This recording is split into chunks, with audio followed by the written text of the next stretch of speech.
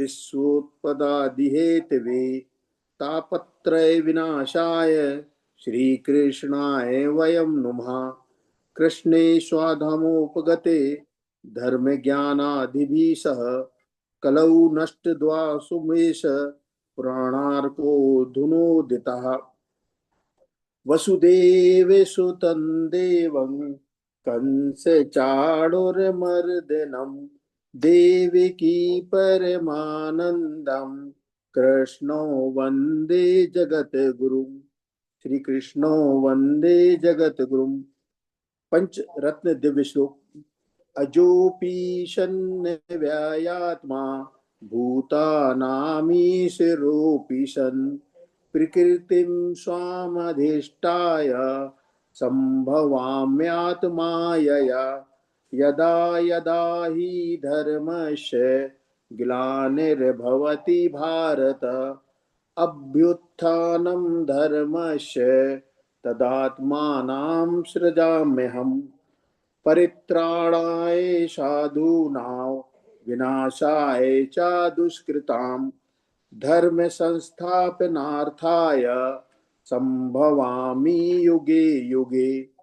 जन्म कर्म च मे दिव्यम् एवं यो वेत्ति तत्त्वतः त्यक्त्वा देहं पुनर्जन्म नैति मामोति स्वार्जुना।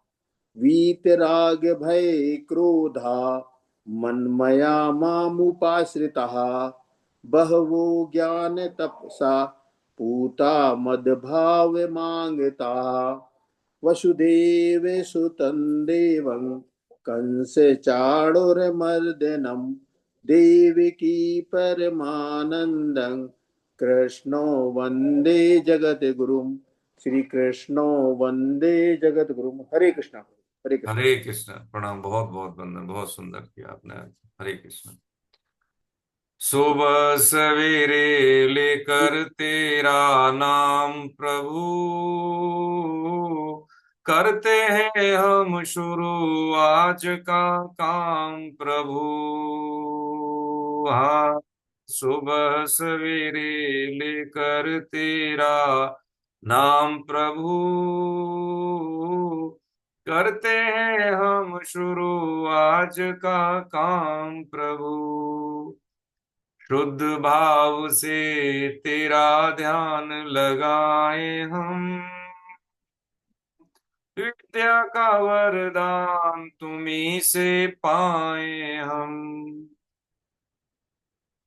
तुम्ही से है आगाज तुम्ही अंजाम प्रभु करते हैं हम शुरू आज का काम प्रभु। गुरुओं का सत्कार कभी ना भूले हम इतना बने महान गगन को छू ले हम। तुम्ही से है हर सुबह तुम्ही से शाम प्रभु करते हैं हम शुरू आज का काम प्रभु। सुबह सवेरे लेकर तेरा नाम प्रभु करते हैं हम शुरू आज का काम प्रभु। हरे कृष्ण।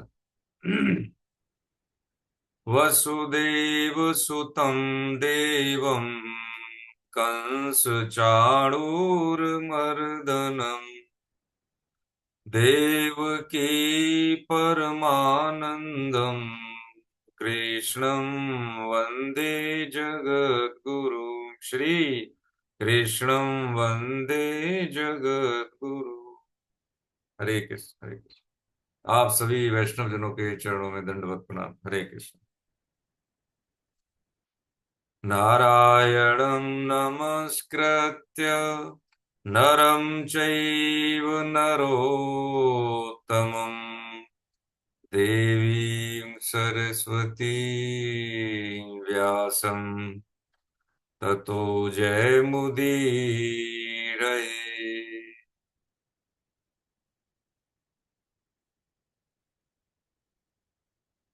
हरे कृष्ण। भगवान के आश्रय में परम श्रद्धेय स्वामी जी का वाणी प्रसाद साधक संजीवनी के आधार पर हम गीता का स्वाध्याय कर रहे हैं। आज अध्याय 16 देवासुर संपद विभाग योग। और भगवान वेद व्यासी का संकलन और जिस तरह से भगवान ने जो क्रम बताया है जीवन जीने के उपायों में, मनुष्य जीवन की सार्थकता कैसे हो, इस झंझावतों में हम इस भवसागर से कैसे तरें, ये बहुत विलक्षण ग्रंथ है। इसलिए इसको प्रसादी ग्रंथ कहा गया है, क्योंकि इसमें असोच्यानम कहा है ना भगवान ने, कि जो सोचना चाहिए, जिस तरह की बातें कर रहे हो, मां सोचे तक की यात्रा इसमें भगवान ने की, विषाद से प्रसाद की बात कही। और ये हमारे सबके जीवन, मनुष्य मात्र के लिए आवश्यक है गीता। हम कितना भी बौद्धिक स्तर के व्यक्ति बन जाएं, लेकिन जो हमारे सोचने और समझने का स्तर है, जीवन जीने के तौर तरीके हैं, वो बहुत ओछे ही रहते हैं, जब तक कि इस पर किसी महापुरुष की वाणी का या उनके आशीर्वाद का प्रकाश न पड़े, तब तक। हम देखा जाए तो बहुत अपने आप पे गर्व कर सकते हैं, हम भाग्यशाली हैं कि हम सिद्ध महापुरुषों की वाणी के आश्रय में हैं और आज हम सब बैठे हैं यहाँ पे। इसमें कोई शंका नहीं है। और सबसे बड़ी खुशी की बात यह है कि हमें रुचि है। रुचि का ये प्रत्यक्ष प्रमाण है कि हम पर भगवान की कृपा है। बिना भगवान की कृपा के, बिना उसकी कृपा के हम कुछ भी कार्य को अंतिम गंतव्य तक अंजाम नहीं दे सकते। हो सकता है ये पहेली में हमें लगे, लेकिन सत्य तो यही है। क्योंकि यदि हमारे हाथ में कुछ भी होता तो शायद हम जो वर्तमान में हमारे पास कुछ है, हम और बेहतर करना चाहते, और चाहते भी हैं हम सब, लेकिन नहीं कर पाए, है ना। आध्यात्मिक चिंतन के विकास में सिर्फ श्रद्धा और विश्वास का पात्र होता है। तो जितनी बड़ी श्रद्धा, जितनी गहरी श्रद्धा, जितना गहरा विश्वास, उतना बड़ा आगोश और उतना ही बड़ा सामान, उतनी ही मात्रा में सामान, ऐसा सिद्धों ने कहा है। हम आगे बढ़ने से पहले एक सिद्ध महापुरुष की हम बात लेते हैं कि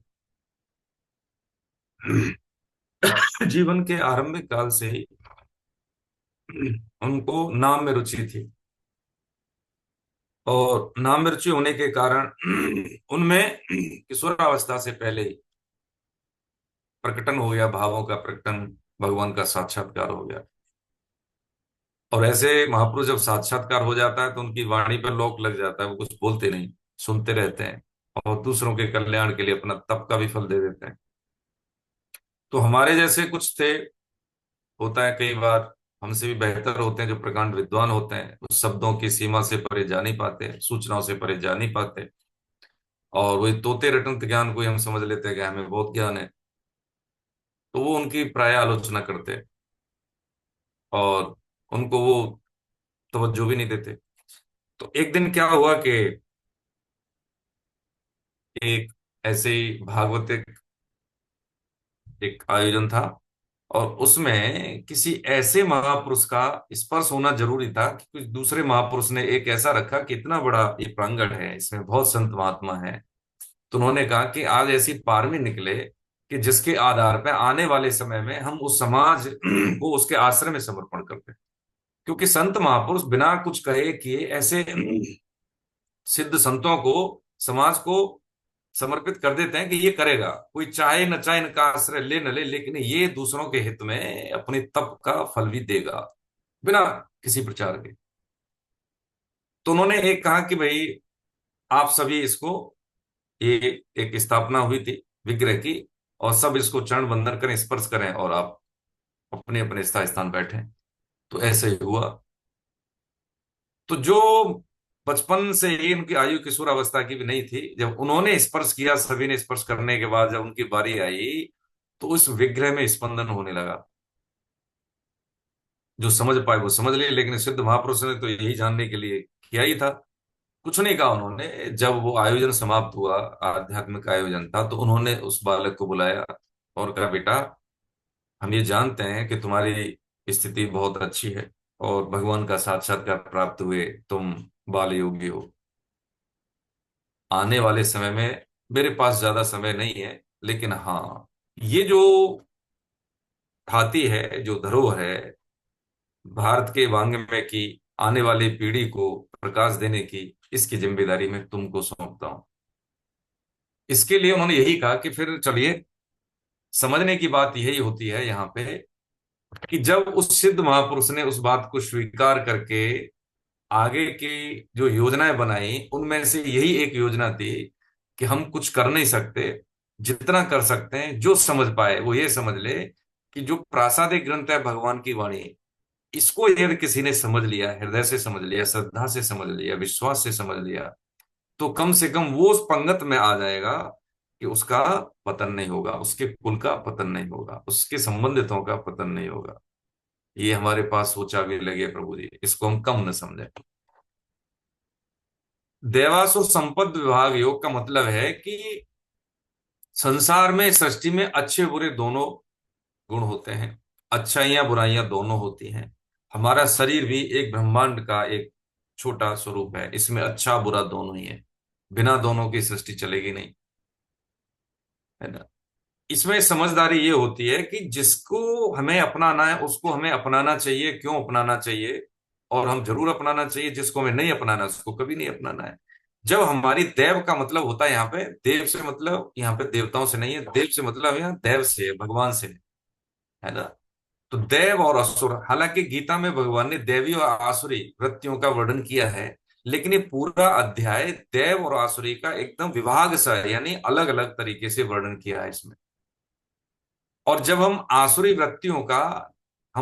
वृत्तियों से निवृत्ति पा लेते हैं, दैवीय गुणों के आधार पे हमारा जीवन तदनुकूल, है ना, आचरण में हम जीते हैं दैवीय वृत्तियों के आधार पे, तो उससे हमारा भगवान से योग व्यंजन होता है, इसलिए इसको देवासुर संपद विभाग योग कहा।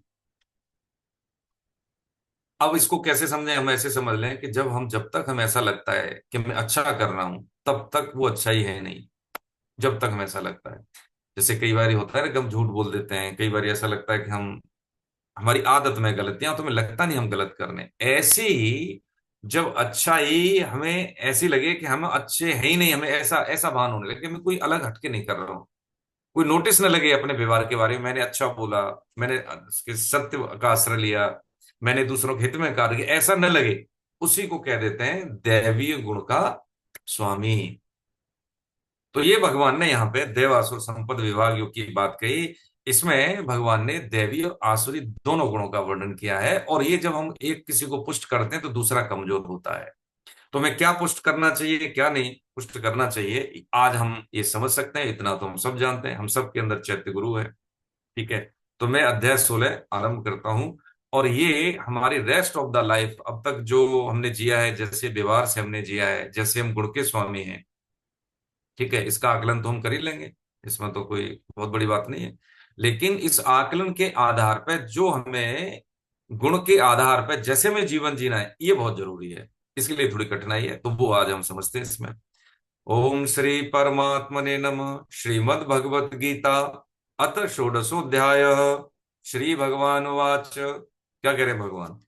अभयं सत्व संशुद्धिर ज्ञान योग व्यवस्थितिः दानं दमश्च यज्ञश्च स्वाध्यायस्तप आर्जवम् अहिंसा सत्यम क्रोध त्यागा शान्तिरुपैशुनम् दया भूतेष्वलोलुप्तम् मार्दवम् ह्रीर्चापलम्। कह रहे हैं, श्री भगवान बोले, क्या बोले? बोले पे स्पेलिंग मिस्टेक है, एक ही मात्रा नहीं है। भय का सर्वथा अभाव, अंतःकरण की अत्यंत शुद्धि, ज्ञान के लिए योग में दृढ़ स्थिति, और सात्विक दान, इंद्रियों का दमन, यज्ञ, स्वास्थ्य, कर्तव्य पालन के लिए कष्ट सहना, और शरीर मन वाणी की सरलता। पहले 3 श्लोक में भगवान ने 26 दैवीय गुण बताए। पहले श्लोक का हम समझ रहे हैं, अभयम सत्व संशुद्धि, है ना। अभय का मतलब होता है निर्भय हो जाना। जब हम निर्भय तभी होते हैं जब हम किसी भी समाज में रहते हैं, वो संबंधित समाज के विधान के कानून या विधान परंपराओं का अनुपालन करते, तो हमें कोई भय नहीं होता। कोई व्यक्ति जरा सा भी चूक करता है विधान के प्रतिकूल, तो उसको भय रहता है, उसकी आंखों की, उसकी श्वास की, उसकी गति बदल जाती है। देखा होगा ना, कभी नार्को टेस्ट कराते हैं, है ना, तो पल्स के अनुसार ही उसका डिसीजन होता है कि ये झूठ बोल रहा है, ये सही बोल रहा है। क्योंकि आंतरिक जो हमारा जो सिस्टम है वो डिस्टर्ब हो जाता है, क्योंकि हमारा शरीर सत्य पे आधारित है प्रभु जी, हाँ। हर अंग ईमानदारी से, अनवरत और बिना किसी कमांड के नैसर्गिक रूप से कार्य कर रहा है, इसको कहते हैं सत्य पे आधारित सिस्टम। लेकिन इसमें हम क्या करते हैं कि अपनी भोग इच्छा, स्वार्थ पूर्ति, लोभ, है ना, कामना पूर्ति, तृष्णा आदि के कारण हम उसमें कुछ क्या करते हैं, बदलाव करते हैं। वही बदलाव हमारे शरीर को नुकसान पहुंचाता है, जिसको कह देते हैं हम, क्या कह देते हैं जिसको, हाइपरटेंशन, ब्लड प्रेशर, शुगर, अवसाद वगैरह वगैरह। यदि शरीर की जैसी, जो होता है ना, थीम है, जिस तरह से हमारा शरीर और शरीर के अंग है ना, हमारी श्वास प्रश्वास काम करती है, वैसा ही हमारे जो शरीर को चलाने के लिए आचार विचार, जैसे मशीन होती है ना, कि भाई एसी का एक मैनुअल है, मोबाइल का एक सिस्टम है, कंप्यूटर का एक सिस्टम है, हर चीज मशीन का एक सिस्टम है, उसी के अनुसार हम उसको ऑपरेट करते हैं, और वो परिणाम भी उसी हिसाब से देता है। करने का तरीका यदि हमारा गलत हुआ तो मशीन खराब हो जाएगी। हमारे को ऑपरेट करने का तरीका हम गलत करते हैं। तो अभय का मतलब यही होता है कि जब तक हम अपनी मर्यादाओं, मूल्यों, और जैसे मनुष्य जीवन की थीम है, मनुष्य जीवन को जीने के तौर तरीके हैं, उसके आधार पे हम जीवन नहीं जीते हैं, तो पक्की बात है कि हम अभय नहीं रहेगा, भयभीत रहेंगे ही रहेंगे। है हमारा मनोदशा, है जिसे कहते हैं कि हाइपरटेंशन है, चिड़चिड़ापन है, इस तरह की प्रॉब्लम है, अनावश्यक दबाव है, स्ट्रेस है, ये रहेगा ही रहेगा, पक्की बात है, रहेगा ही रहेगा। हमें उतना समय उस काम के लिए लेना ही चाहिए जितने के लिए जरूरत है। हमें उतनी स्पीडी रखनी है जितनी गति आवश्यक है। अब जैसे हम बोल रहे हैं, हम इतना बोलें, हम ज्यादा जल्दी बोल सकते हैं, लेकिन उस जल्दी बोलने से क्या फायदा, सामने वाले की समझ में ना आए, सामने वाला सुन न सके, है ना। तो ऐसे ही है कि संसार में एक रिदम है, समय दिया है भगवान ने इसीलिए दिया है, समय की बर्बादी को, यानी समय जो लीक हो रहा है उसको, लीकेज को रोकना है। लेकिन समय के अनुसार जितना, मतलब किसी काम में जितना समय चाहिए उतना तो समय खर्च करना ही पड़ेगा, नहीं तो वो कार्य तरीके से निष्पादित नहीं होगा, उसका निस्तारण ढंग से नहीं होगा। हमने कितने भी संत महापुरुष देखे होंगे, अच्छे अच्छे डॉक्टर्स होते हैं, अच्छे अच्छे व्यक्तित्व वाले और व्यक्ति होते हैं, वो कभी भी हड़बड़ी नहीं करते, किसी की बात को सुनते हैं। ऐसे तो भगवान ने सुना ना, पूरा अध्याय एक सुना है, 2.10 तक सुनाई, है ना। उसके बाद जब सारी चीजें उनकी निकल गई, अर्जुन की खालीपन हो गया कि अब इसमें कुछ आ सकता है, तब उन्होंने, भगवान ने अपनी बात कहना शुरू की। जीवन में भी हम यही करें कि जब हम निर्भय नहीं है, तो पक्की बात है आज तक के जितने भी मानक हमने अपना जीवन जीने के प्रभु जी, उनमें पक्की बात है कमी है। क्या कमी है, यही बस सोचने का विषय है। इसी को कहते हैं स्वमूल्यांकन। सत्व संशुद्धि का मतलब है, अब ये भय का सर्वथा अभाव का मतलब क्या है, न भविष्य का भय हो और न वर्तमान का, और पीछे ऐसा हो गया है, उससे पीछे के भय से आगे का हमारा जो है भय प्रभावित हो जाता है, ऐसा इसने किया था तो ऐसा ना हो। एक बार एक उनके अजात शत्रु के शासन काल में बुद्ध हुए हैं। अजात शत्रु का मतलब है जिसका कोई शत्रु न हो। तो उसमें उनके जो शिष्य थे भिक्षा मांगने गए, तो भिक्षा मांगने गए तो राजा अपने महल से देख रहा था कि कोई बनते है, यानी बौद्ध भिक्षु है, भिक्षा मांगने जा रहा है, तो वहाँ बगल में किसी से भिक्षा मांगी। तो किसी मातृ शक्ति ने, किसी माता ने उनको भिक्षा दी और पात्र उन्होंने भर दिया। तो उन्होंने कहा भैया हमें इतना नहीं चाहिए, इससे ही हमारा काम चल जाएगा, आप इसमें से आधा ले लो। तो पात्र में से उन्होंने आधा उड़ेल दिया, वापस दे दिया। वो बादशाह देख रहा था, राजा देख रहा था उधर से। अब उसने बुला के बोला कि देखिए, ज्ञानी होना और ज्ञानवान होना, दोनों में अंतर है। जैसे विद्वान होना और विद्यावान होना, दोनों में अंतर है। हाँ बहुत अंतर है जी, हाँ बहुत अंतर है। तो उन्होंने बुलाया कि मैं आपको देख रहा हूं कि आपके चेहरे पे कोई सिकुड़न नहीं है, कोई भाव नहीं है, कोई चिंता नहीं है। आपको कुछ अन्न ज्यादा मिला, आपने वापस कर दिया। क्या आपको चिंता नहीं होती कल कैसे दिन कटेगा? कोई आपको बीमारी तो नहीं आ जाएगी? कोई परेशानी शारीरिक हुई तो उसके लिए क्या आपके पास कोई व्यवस्था है? मुझे लगता है आपको इसकी चिंता नहीं, तभी आपके चेहरे पे कोई भी भाव नहीं है। आप निर्भाव से हैं। तो उन्होंने कहा कि इसमें मैं क्या कह सकता हूँ, जैसी आपकी श्रद्धा है, आप जो समझ रहे हैं हो सकता है वो ठीक हो। यदि आपको इससे कुछ लाभ, कुछ सीख मिल रही है तो ये तो प्रभु कृपा है, ऐसा करके उन्होंने बोला। तो उन्होंने कहा, प्रभु आपकी इस श्रद्धा की गहराई के जो पात्र है ना, ये इतना बड़ा है कि मेरा राज्य भी समा जाए। उन्होंने अपना मुकुट उतार के उस बौद्ध भिक्षु के पात्र में रख दिया और विनती की कि ये मेरी जो भिक्षा है ना, ये केवल उन्हीं को मिले।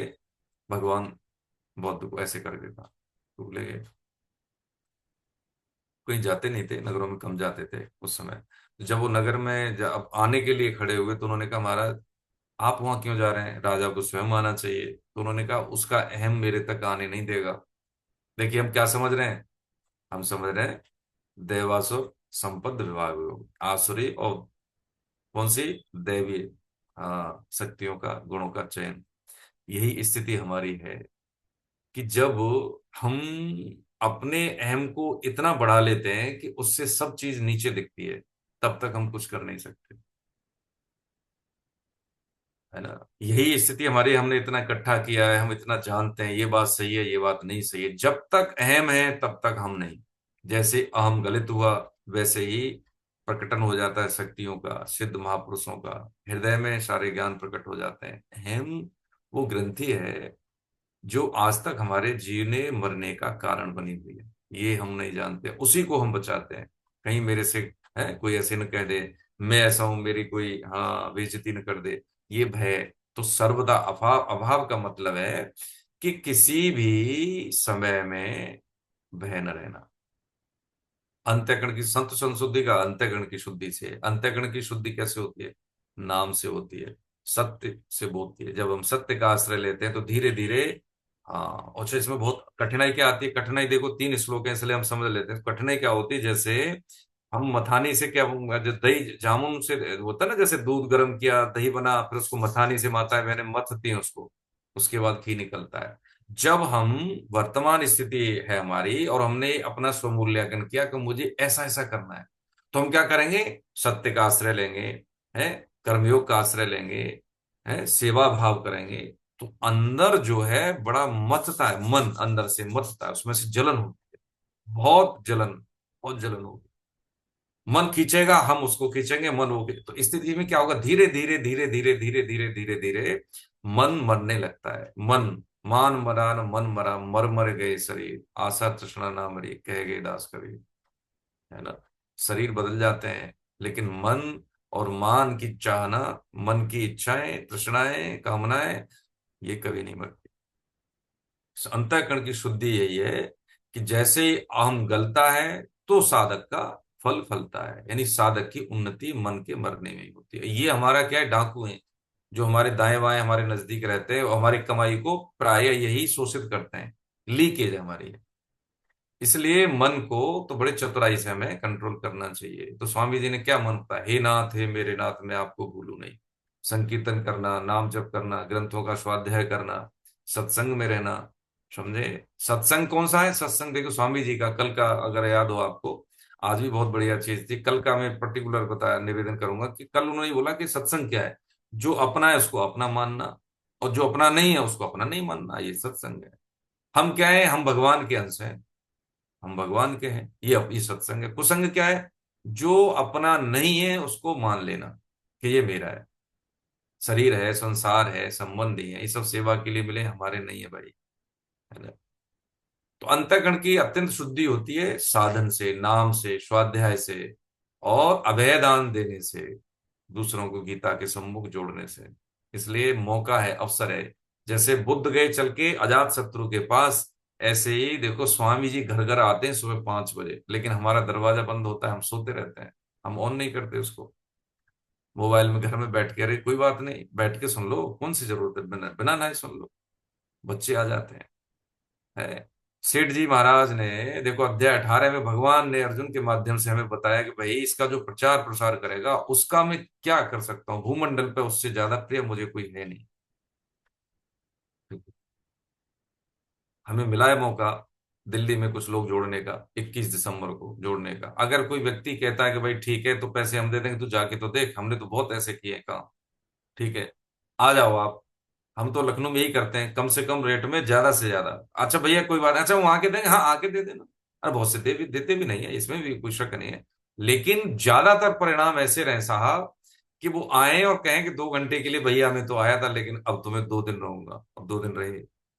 टीम के मेंबर है यार।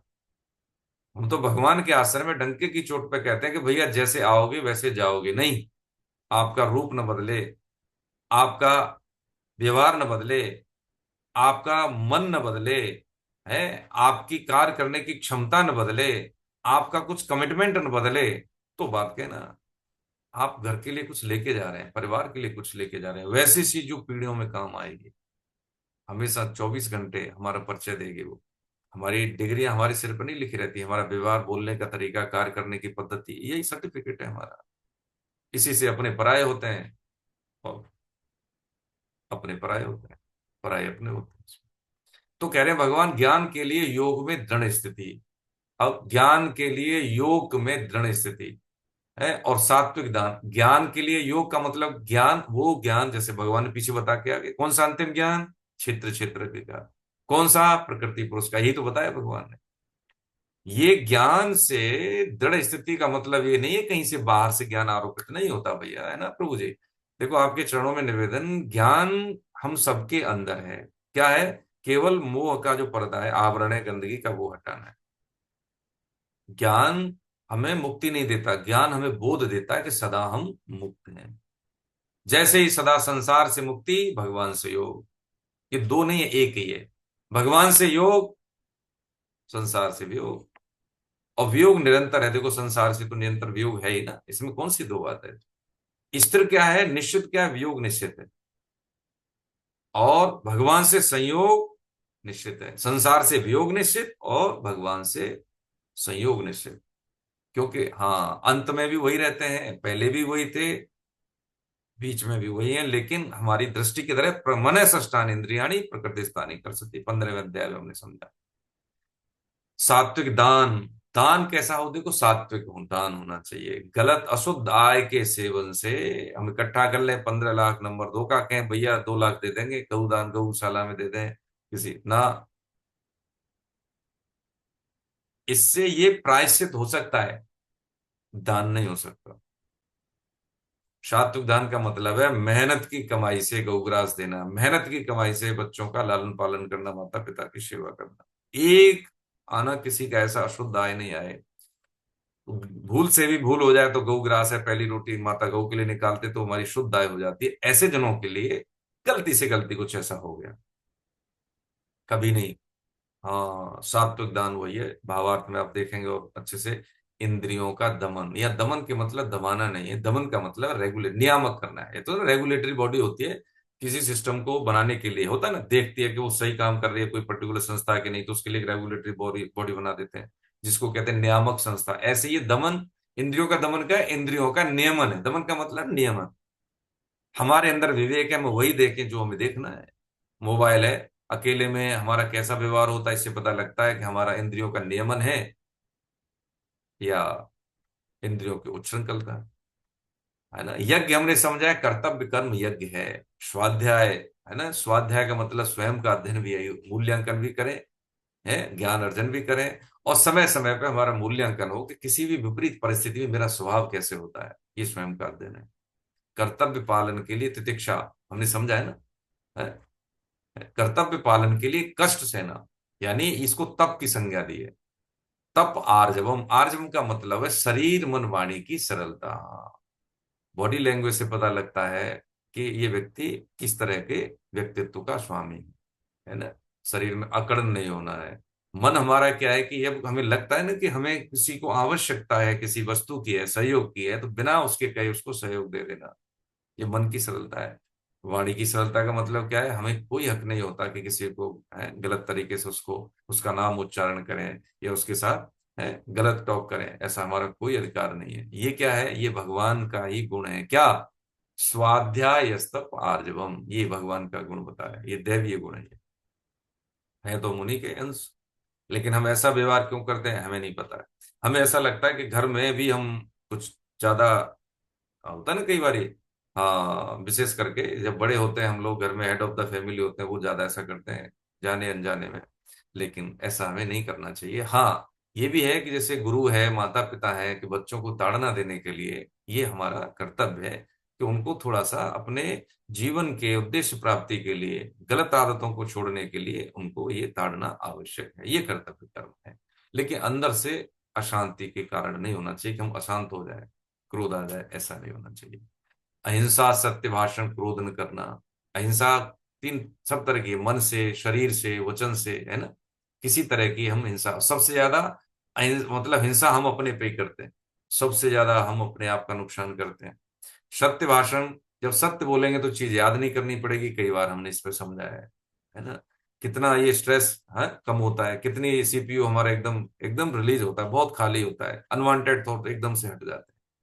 क्रोध न करना का मतलब क्या होता है कि जब हम क्रोध कब करते हैं, जब हम कुछ अपेक्षा कर लेते हैं, आशा कर लेते हैं, है ना। संसार की कामना का त्याग, जैसे ही हम संसार की कामना का त्याग का मतलब है, कामना होती है नवीन नवीन। हमें सोचते हैं कि जिसकी हम कामना कर रहे हैं वो उसके पास, किसी के पास बहुत मात्रा में है और पहले से है, तो देख लें क्या वो सुखी है? कभी नहीं सुखी है। संसार में कभी सुख है नहीं, हो नहीं सकता, है ना। तो इस बात को जब हम समझ लेते हैं तो संसार का हम सदुपयोग करते हैं। अभी हम संसार का भोग करते हैं तो हम कष्ट में रहते हैं। अंतःकरण में राग द्वेष जनित हलचल का न होना, हाँ ये अनुकूल है। दर्शन हो रहे हैं, अशोक कुमार वर्मा साहब के साथ सत्संग होता है, ठीक है। लेकिन कोई दूसरे आ गए, अरे कहां से आ गए? तो द्वेष पूर्वक त्याग भी नहीं होना चाहिए किसी का, क्योंकि सब ईश्वर के ही जन हैं। सब मम प्रिय सब मम उपजाए, है ना। भगवान के ही सब जन है प्रभु जी, है ना। तो इसमें क्या देखना है कि जब दत्तात्रेय महाराज ने बोला तो उन्होंने कहा कि मेरा पहला गुरु तो धरती है, वो सबको स्वीकार करती है, अच्छे बुरे का भेद मान के सबको स्वीकार करती है। ठीक है। अब यह सबको स्वीकार करने का मतलब ये नहीं कि व्यवहार हम भी बस सबको स्वीकार, जो अच्छा उसके साथ भी और बुरा है, व्यवहार हमें यथा योग्य करना है। लेकिन स्वीकार है, सृष्टि में वो है तो भगवान ने उसको सृष्टि में भगवान लाए हैं, तो कोई हक नहीं बनता कि हम सृष्टि से अलग थोड़ी कर सकते हैं। हाँ, उसके लिए यथायोग्य व्यवहार हम समुचित अपना के अपने आप को सुरक्षा, संरक्षा, सेफ्टी के मानक अपना सकते हैं, है ना। चुगली, अपैशन का मतलब होता है चुगली न करना, ये हम सब में आदत बहुत ज्यादा होती है। ठीक है। विशेषकर देखा जाए, बुरा न मानना माताओं बहनों में कुछ नहीं, तो भाई ये है कि एक माँ ने बोला कि हमें भाई तेरी शादी नहीं हो रही तो तुम क्यों नहीं शादी कर रहा बताओ। कर ले बेटे से बोला उन्होंने, कह रहे मम्मी कर लूंगा मैं, इतनी जल्दी क्या है? कह रहे नहीं बहुत दिन हो गए, कर लो, मेरे को बड़ी दिक्कत होती है कि मैं शादी कर लूं। तो ठीक है, क्या काम की दिक्कत है? तो काम में करा दूंगा, कर लेंगे हिसाब से। कि नहीं नहीं, वो तू नहीं कर सकता उस चीज को, क्यों? कि सारी सहेलियां अपनी बहू की बुराई करती है, मैं तो वो भी नहीं कर पाती। तो ये बात ही क्या कि हमारा अपैशन एक शौक है, एक रुचि है, इसमें अच्छा लगता है, तो उससे हमारा अंतःकरण पता लगता है कि हम कैसे अंतःकरण के स्वामी हैं। यदि भाव, इसमें किसी को बताना नहीं है, इवेल्यूशन करना है स्वयं का कि ऐसी बात करने से हमें संतुष्टि है, तो पक्की बात है हाँ कि हमारा अशुद्ध अंतःकरण है। अपैशन, चुगली, ने प्राणियों पर दया करना, सांसारिक विषयों में न ललचाना, ये सब समझ रहे हैं आप, है ना। अंतःकरण की कोमलता, अंतःकरण की कोमल, मार्दवम और आर्जवम। आर्जवम का मतलब है शारीरिक, यानी बाहरी शारीरिक सरलता, और मार्दवम आंतरिक, मन वाणी से कोमल। अकर्तव्य करने में लज्जा, जो हमें नहीं करना चाहिए, हमें कभी नहीं करना, उसमें हमें लज्जा नहीं चाहिए, है। बड़ों के साथ दुर्व्यवहार करना, अपने कर्तव्य का पालन न हो पाए या न कर पाए तो उसमें हमें लज्जा नहीं चाहिए। हम मनुष्य हैं, मनुष्य का क्या कर्तव्य है ये हमें जानना चाहिए। मनुष्य धर्म हमसे नहीं अनुपालित हो रहा तो इस बारे में हमें लज्जा नहीं चाहिए। और चपलता का अभाव, चपलता का मतलब है उतावलापन ज्यादा है, भागते रहते हैं, दौड़ते रहते हैं, कभी रोक के नहीं सोचते कि मेरी इतनी आयु हो गई, मैंने क्या पाया है। एक साधक है, उनसे बात होती है तो फिर फोन आया परसों शाम को कि मेरी अवस्था, आज मैंने जाना कि जो मुझे करना चाहिए वो तो नहीं है। वो माला करते हैं, 64 माला करते हैं, रिटायर हो गए, अच्छे पद पे, ठीक है। तो अब मैंने, बहुत अच्छी बात है। मेरा मन तब तक मतलब ऐसा लगता है कि मेरे को नींद नहीं आती जब तक मेरी 64 माला नहीं हो जाती। और मुझे इतना गिलानी है अपने जीवन पे, अपने व्यवहार पे, अपने इस तमाम प्रतिष्ठा पे, कि सब नश्वर है, मेरे जाने के बाद इसको कोई नहीं याद करेगा। घर संपत्ति जितना भी मैंने बनाया है, ये आडंबर पूरा अरबों रुपए का मान लीजिए, तब भी ये मेरे जाने के बाद कोई मेरे से संबंधित होकर इसको याद नहीं करने वाला है।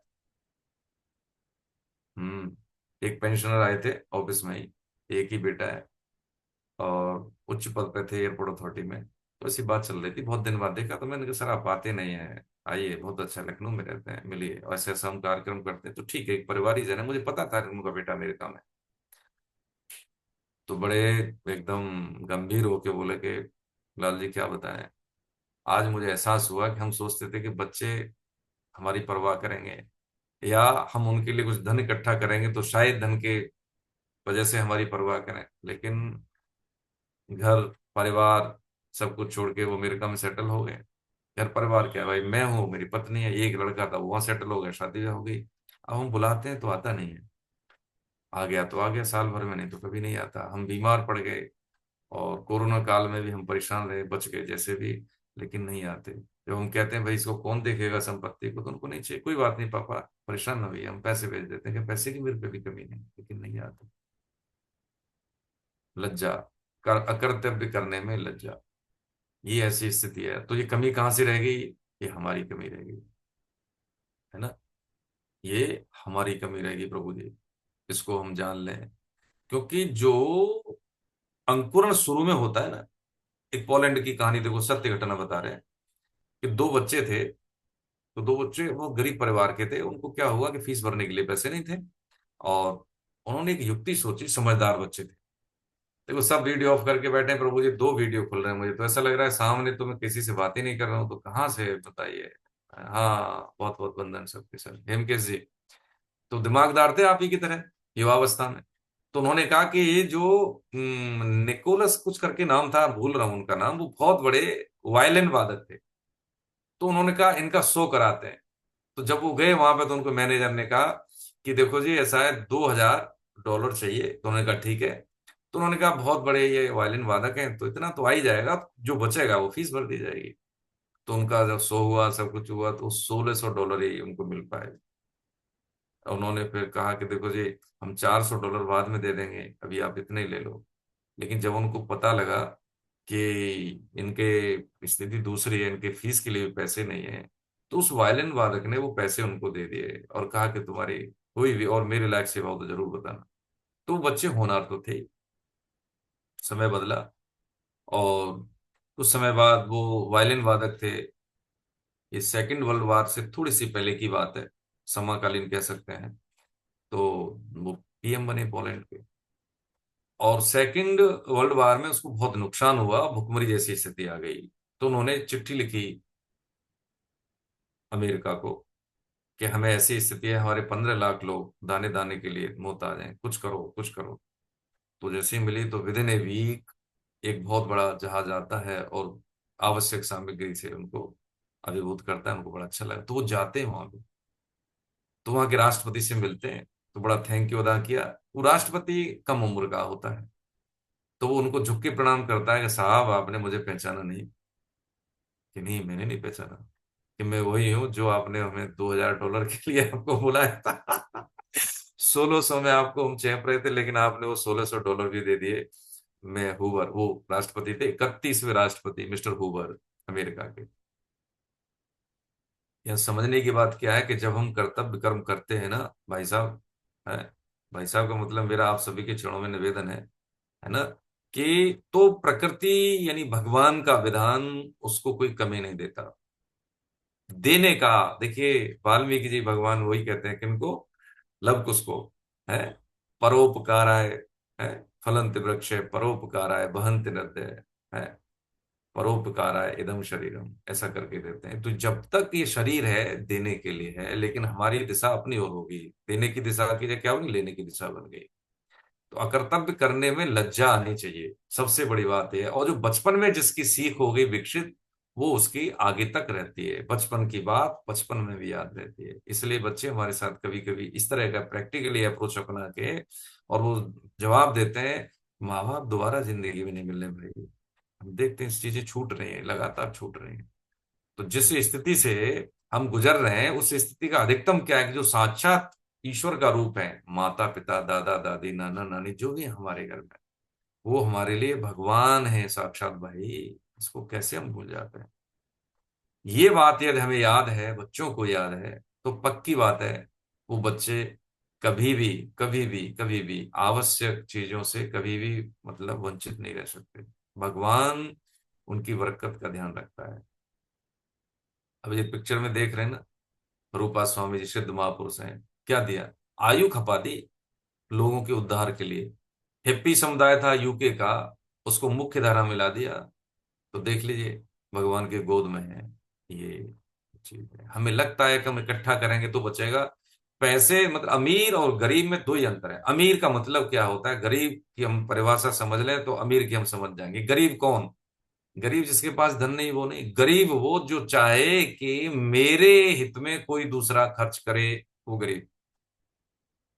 बाकी सब अमीर है। ऐसा कोई चाहे कि मेरे काम यानी मेरे हित में कोई दूसरा पैसे खर्च कर दे, वो गरीब। बाकी हम समझ लें अमीर, तो फिर हम समझेंगे चीजें। ये भगवान ने 16 26 दैवीय गुण बताए। तीसरे श्लोक में भगवान क्या कह रहे हैं? तीसरे में कहते हैं तेज क्षमा धृति, यानी तेज यानी तेज का मतलब प्रभाव से है। क्षमा, धैर्य, शरीर की शुद्धि, वैर भाव का न होना और मान को न चाहना। हे भरतवंशी अर्जुन, ये सभी दैवी संपदा को प्राप्त हुए मनुष्य के लक्षण है। तेज का मतलब क्या? जैसे मान लीजिए सुशील मोटा साहब है, देखो, है सत्संग करना, स्वाध्याय करना, सत्संग करना, संगीत मतलब होता है ना, जैसे गीता की सेमिनार में जाना। अब इनका तो यही काम है, बच्चे सेटल हो गए तो समय का सदुपयोग कर रहे हैं। अब ऐसे जो सुधी जनों के साथ में रह के इनका प्रभाव क्या होता है? ऐसे जनों का प्रभाव होता है कि उनकी उपस्थिति में हम गलत करने की या गलत बोलने की हिम्मत नहीं करते। तेज का प्रभाव ये है। तेज का प्रभाव क्या है कि उनके होने से, जैसे सूरज के होने से अंधेरे का कोई अस्तित्व नहीं है, ऐसे ही तेज का मतलब प्रभाव, तेज प्रभाव का मतलब है कि ऐसे सुधीजन, ऐसे सिद्ध महापुरुष, ऐसे कर्मयोगी, ऐसे समाज सुधारक, ऐसे दूसरों के हित में जीने वाले के सामने हम चाह कर भी गलत आचरण नहीं कर सकते। क्षमा हम जानते ही हैं, है मतलब दंड देने की ताकत होती तब भी हम क्षमा कर देते हैं। आपको जीवंत उदाहरण जिनको आप जानते हैं, अभी की बात है दयानंद सरस्वती महाराज। इतना वो भाई सनातनी और जो आडंबरों पे जो पटाक्षेप कर रहे थे, तो कुछ लोग उनके खिलाफ हो गए विधर्मी, और उन्होंने उनके रसोइयों को मिला लिया और जहर दिलवा दिया। अब जब जहर दिलवा दिया तो अंतिम सांस गिन रहे थे, तो उनको रसोइया रोने लगा कि मेरे से गलती हो गई, क्या करूं? तो उन्होंने कहा एक काम कर, उसमें पैसे रखे हैं और ले ले, और तू इतनी दूर चला जा, नहीं तो तेरे को मार देंगे। ये होती है क्षमा, है ना? अब इसका मतलब ये नहीं कि हम भी ऐसा करें, क्योंकि सिद्ध महापुरुषों की कहनी और करनी, जो कहें वो हम करें, जो करें वो हम कभी नहीं करें। हम समझ लें इस चीज को, क्योंकि क्षमा और अहिंसा, हिंसा, क्षमा और क्षमा न करना, इनमें बहुत संवेदनशील संबंध होता है। इसी कारण हमारे पूर्वजों ने भी कुछ गलतियां की, जिसका पीढ़ी परिणाम भुगत रही है। हम देख रहे हैं ना, हमने मलय केतु और चंद्रगुप्त मौर्य की कहानी सुनी है। हम देखें कि भारतीय उपमहाद्वीप कहा जाता है आज भी, और उसमें कई देश हैं। एशिया और ये पूर्वी यूरोप के कुछ देश मिला भी लें थोड़ा सा, तो ये भारतीय उपमहाद्वीप, ये सब कंटिनेंट आता है उसमें। लेकिन क्या है कि क्षमा और हिंसा और अहिंसा की गलत डेफिनेशन के कारण हम गलत निर्णय ले चुके, और उसका परिणाम यह है कि आज भी हम छोटे छोटे टुकड़ों में बटे हैं, छोटे होते जा रहे हैं, संकुचित होते जा रहे हैं। और जो भी हमारे पास हिस्सा है उसमें भी कौन से हम शांत हैं। ये चाणक्य ने जब दो शिष्य तैयार किए, घनानंद के आक्रम जो होता ना, उसके अत्याचारी राजा था घनानंद, विषयी था, नंद वंश का अंतिम शासक था। तो उन्होंने दो पिलर तैयार किए, एक फेल होगा तो दूसरा, तो दोनों बराबर समान, एक से दूसरा बेहतर, कोई लगे नहीं कि कैसे निर्णय करूं, किसको आगे लीड कराऊं इसको। तो उन्होंने एक युक्ति सोची, शायद हमने बताया भी होगा। मलय केतु से बोला भाई चंद्रगुप्त सो रहा है, दो कंठी डाली हुई थी उन्होंने गले में, कि जगह भी नहीं उसकी कंठी उतार ले। उन्होंने कहा महाराज ये तो जग जाएगा। कंठी ऐसी थी कि गले से चिपकी, तो कैसे हटाऊंगा, कैसे भी तब भी जग तो जाएगा ही। उन्होंने चल कोई बात नहीं। अब सो रहा था मलय कि तू चंद्रगुप्त मौर्य से यही बात कही, उन्होंने तुरंत तलवार निकाली, काट दिया, दे दी कंठी उठा के। और फिर जानते हैं चंद्रगुप्त मौर्य से भारतवर्ष के लिए बनने के लिए अपनी पुनर्जागरण करके, यानी पुनर्प्राप्ति के लिए वो तैयार हुआ। उसका इतिहास में देखा जाए तो इतिहास वहीं से बनना शुरू हुआ। अब वो कहें कि उन्होंने ऐसा क्यों किया, चाणक्य बहुत बड़े महापुरुष थे। अब देखा जाए तो कभी कभी कुछ स्थितियां ऐसी होती हैं जहां पे उपयुक्त, एक शब्द होता है उपयुक्त स्थिति और परिस्थिति पर ही हमें कुछ ऐसे निर्णय लेने होते हैं जो स्थूल रूप में हो सकता है हमें लगे गलत होगा, लेकिन वो समय और समाज को बदलने वाला होता ही है। दधीची जी का उदाहरण समझते हैं सब, हड्डियां दी दान में ताकि देवता। अब क्या करें, ऐसा नहीं करना चाहिए, वो महापुरुष ठीक है। समय शरीर तो जाने वाला है, लेकिन यदि हम कर्तव्य परायण होके, जब हम, चाहे हमारा अस्तित्व रहे न रहे, लेकिन कर्तव्य पे हम अग्रसर हैं, जैसे कि भगवान ने अर्जुन को बताया, तो वो हमेशा विजयी है। विजय का मतलब ये नहीं है कि विजय होके वो शरीर को भोगे, सुविधाओं के भोगे तो विजयी नहीं। विजय का मतलब है कि कर्तव्य पथ पर वो डिगे नहीं, डटा रहे, है ना, तो वो विजयी है। क्षमा, धैर्य, धैर्य का मतलब है, अंग्रेजी में पेशेंस बोलते हैं, धारण करना। जब कभी हम थोड़ा बहुत प्रयास करते हैं तो हमें ऐसा लगता है कि देखें पता नहीं कितना हमें आता है, हम बहुत कुछ ज्ञान हो गया तो बोलने के लिए हम छटपटाते हैं, हम पे धन हो गया तो हम दिखाने के लिए छटपटाते हैं कि हमारे पास क्या है, देखो ये बहुत पैसा है, बहुत सुविधाएं हैं। होता नहीं कि बार धैर्य से क्या होता है कि धैर्य धारण करने की गहराई देता है। नदियों में तूफान आ जाता है, वो सॉरी बाढ़ आ जाती है, लेकिन समुद्र में हाँ कभी बाढ़ नहीं आती। आते हैं, जिसको हम कहते हैं कि भाई सुनामी आई, ये आए, लेकिन वो भी कभी कभी मैन मेड भी होता है, गॉड मेड भी होता है, ऐसा नहीं है। लेकिन प्राय उसकी गहराई के कारण उसकी क्षमता वहन करने की ज्यादा है। इसलिए भगवान ने धैर्य इसको कहा कि जिसके अंदर धैर्य होता है वो परिस्थितियों का, चुनौतियों का आकलन करने में ज्यादा सक्षम होता है। ज्यादा। एक बार सऊदी का जो एक सेठ था, उसने अजगर पाल रखा था, 10-15 फुट का अजगर। तो अजगर उसको, ठीक है, वो भी उसको लिपटता रहता था, प्रेम करता था, उसको बहुत मनपसंद चीजें खिलाई जाती थी। तो एक दिन क्या हुआ, कुछ समय के बाद अजगर ने खाना बंद कर दिया और इधर उधर चिपकता, जैसे वो आता उसको लिपटता चिपकता। तो उसने किसी स्नेक स्पेशलिस्ट से बुलाया, उसका नाम राशिद था, रशीद, राशिद। ये सच्ची घटना है।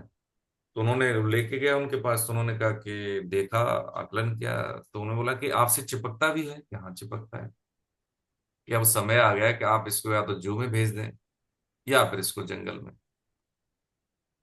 कि नहीं ये तो मेरा बहुत प्रिय है, ये मेरा दोस्त है। कि नहीं नहीं, दोस्त तो है, लेकिन इसका स्वभाव आप नहीं समझ रहे। कितने दिन से नहीं खा रहा, कि 1 हफ्ता हो गया। कि हाँ जितनी जल्दी हो सकता है उतनी जल्दी। कि मैं नहीं छोड़ सकता, ये मेरे से लिपटा रहता है।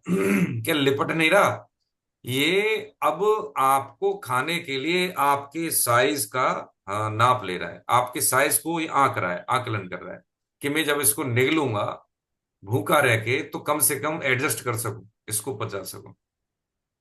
वो दंग रह गया, वो दंग रह गया। ऐसे ही हम जो देख रहे हैं जिस समाज में अब अभी हम रह रहे हैं ना प्रभु जी, हम देख रहे हैं कि हमारे बच्चे हैं दो, हैं हम दो, हमारा कोई नहीं है, या दो से ठीक है, हम अच्छा तालीम दे देंगे, ज्यादा भीड़ क्यों। ऐसा ये सब कुछ नहीं। अच्छा हमें लगता है कि हम बच्चों की परवरिश कर रहे हैं, हम सुविधा दे रहे हैं। बहुत झूठी बात और कच्ची बात। 10 साल के बाद हम देखें कहाँ हैं, हम सबके आसपास अजगर हैं। हमें लगता है कि बहुत हमें प्रेम से बात करते हैं, अरे वो तो बहुत बढ़िया है ना, कह देते हैं ना हमारा अब्दुल तो ठीक है ना। तो ये रॉ की रिपोर्ट शेयर कर रहा हूँ आपके चरणों में। ये स्थिति 10 साल के बाद हम देखेंगे अपनी पीढ़ी को ना हमने ढंग से सिखाया जीना, न सुरक्षा सिखाई, न मूल्यों की सीख दी, और वो आधे अधूरे हैं। उनको पता ही नहीं है कि हमारी परंपराएं क्या हैं, हमारे परिवार की वैल्यूज क्या हैं, भाईचारा समाज में क्या होता है, त्योहारों की थीम क्या है। ये हम बटे हुए हैं, अलग अलग, मिलना नहीं चाहते, माता पिता को भी छोड़ देते हैं, पड़ोसियों की तो बात छोड़िए। क्षमा, धैर्य। शरीर की शुद्धि का मतलब हम सब जानते हैं, बाह्य शुद्धि। एक तो हमारे यहाँ देखो स्वच्छता नहीं, हमारे यहाँ शुद्धता और पवित्रता है, इससे आगे चीजें।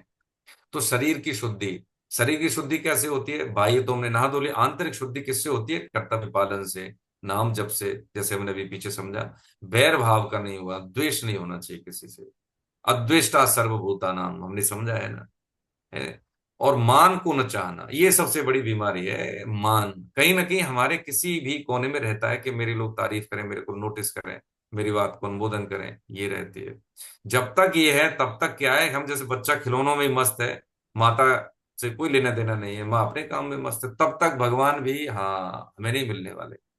बगल में ही है, माँ उसके बगल में ही है, लेकिन माँ की गोद में नहीं है, क्योंकि वो खिलौनों में मस्त है। ऐसे ही हम फिर क्या है, दुनिया में, नाम में, बड़ाई में, धन में, यश में, इसी में मस्त है। तब तक हम भगवान से हमारा कोई योग योजन नहीं है। हे भरतवंशी अर्जुन, ये सभी दैवी संपदा को प्राप्त हुई मनुष्य के लक्षण है। यदि हम ऐसे हैं, यदि हम ऐसे हैं, तो दैवीय संपदा को प्राप्त हुए मनुष्य के लक्षण है, तो फिर हम दैवीय संपदा के स्वामी है। ये 26 संपदाएं भगवान ने इसमें बताई। और ये 26 संपदाएं कहीं से बाहर से उतारने की नहीं है कि हम कुछ बाहर से कुछ करेंगे, है, इसका साधन करेंगे तो आएंगी। ये कहीं जाना नहीं है, कुछ अलग से कमाना नहीं है, कुछ अलग से पढ़ना नहीं है, इसके लिए कोई डिग्री हासिल करनी नहीं है। ये माता पिता के संस्कारों से प्राप्त वो गुट्टी और वो ज्ञान है, जो हम सबके पास विरासत में मिला तो है, लेकिन हमने इसको केवल शोरूम की तरह सजा दिया उसको। ये अच्छा है, हाँ ये अच्छा है, ऐसा होना चाहिए, हाँ ऐसा होना चाहिए, ये सब होने चाहिए। हाँ, वो जैसे नेताओं की भाषा में हम उसको समझ तो लेते हैं, बोल भी लेते हैं, लेकिन इसको अपनाना चाहिए, मुझे ऐसा करना चाहिए, मुझे ऐसा करना है, इधर नहीं, इधर उंगली नहीं होती। बस ये हमें करना है प्रभु जी। जो ज्ञान हम बच्चों को देना चाहते हैं, उनसे अपेक्षा करते हैं, वो हम अपने से शुरू कर दें। पहली बात बहुत कड़वी है, लेकिन पहली बात यही है, सॉरी बोलना शुरू कर दें। हाँ बेटा मेरे से गलती हो गई। कुछ ऐसा नहीं कि मैं बड़ा हूं तो मेरे से गलती नहीं हो, सकता है हो जाए। तो वो बालक क्षमा मांगना शुरू करता है, उसको एहसास होता है कि गलती का भी मूल्यांकन या उसका भी उन्मूलन है। लेकिन हमारा उससे क्या अहम पोस्ट होता है, अरे हो गया ना, छोड़ो। अच्छा दूसरे से, अपनी गलती गलती नहीं है, तुरंत माफी होगी और दूसरे का तो उसको कैसे माफ कर सकते हैं। ये है, ये जीवन जीने के वो तरीके हैं जो हमारे जीवन को अधिकतम समय, शक्ति, संसाधन का उपयोग करने में ये सहायक हैं, बाधक नहीं है। है ना, ये बाधक नहीं है कि हमारे कोई भी हमारे व्यवहार का कोई है, अनुचित लाभ ले ले, ऐसा नहीं है। कोई लाभ ले रहा है, अनुचित ले रहा है, वो जाने, हमें लगा उसने मांगा, हम दे सकते थे, दे दिया, ठीक है।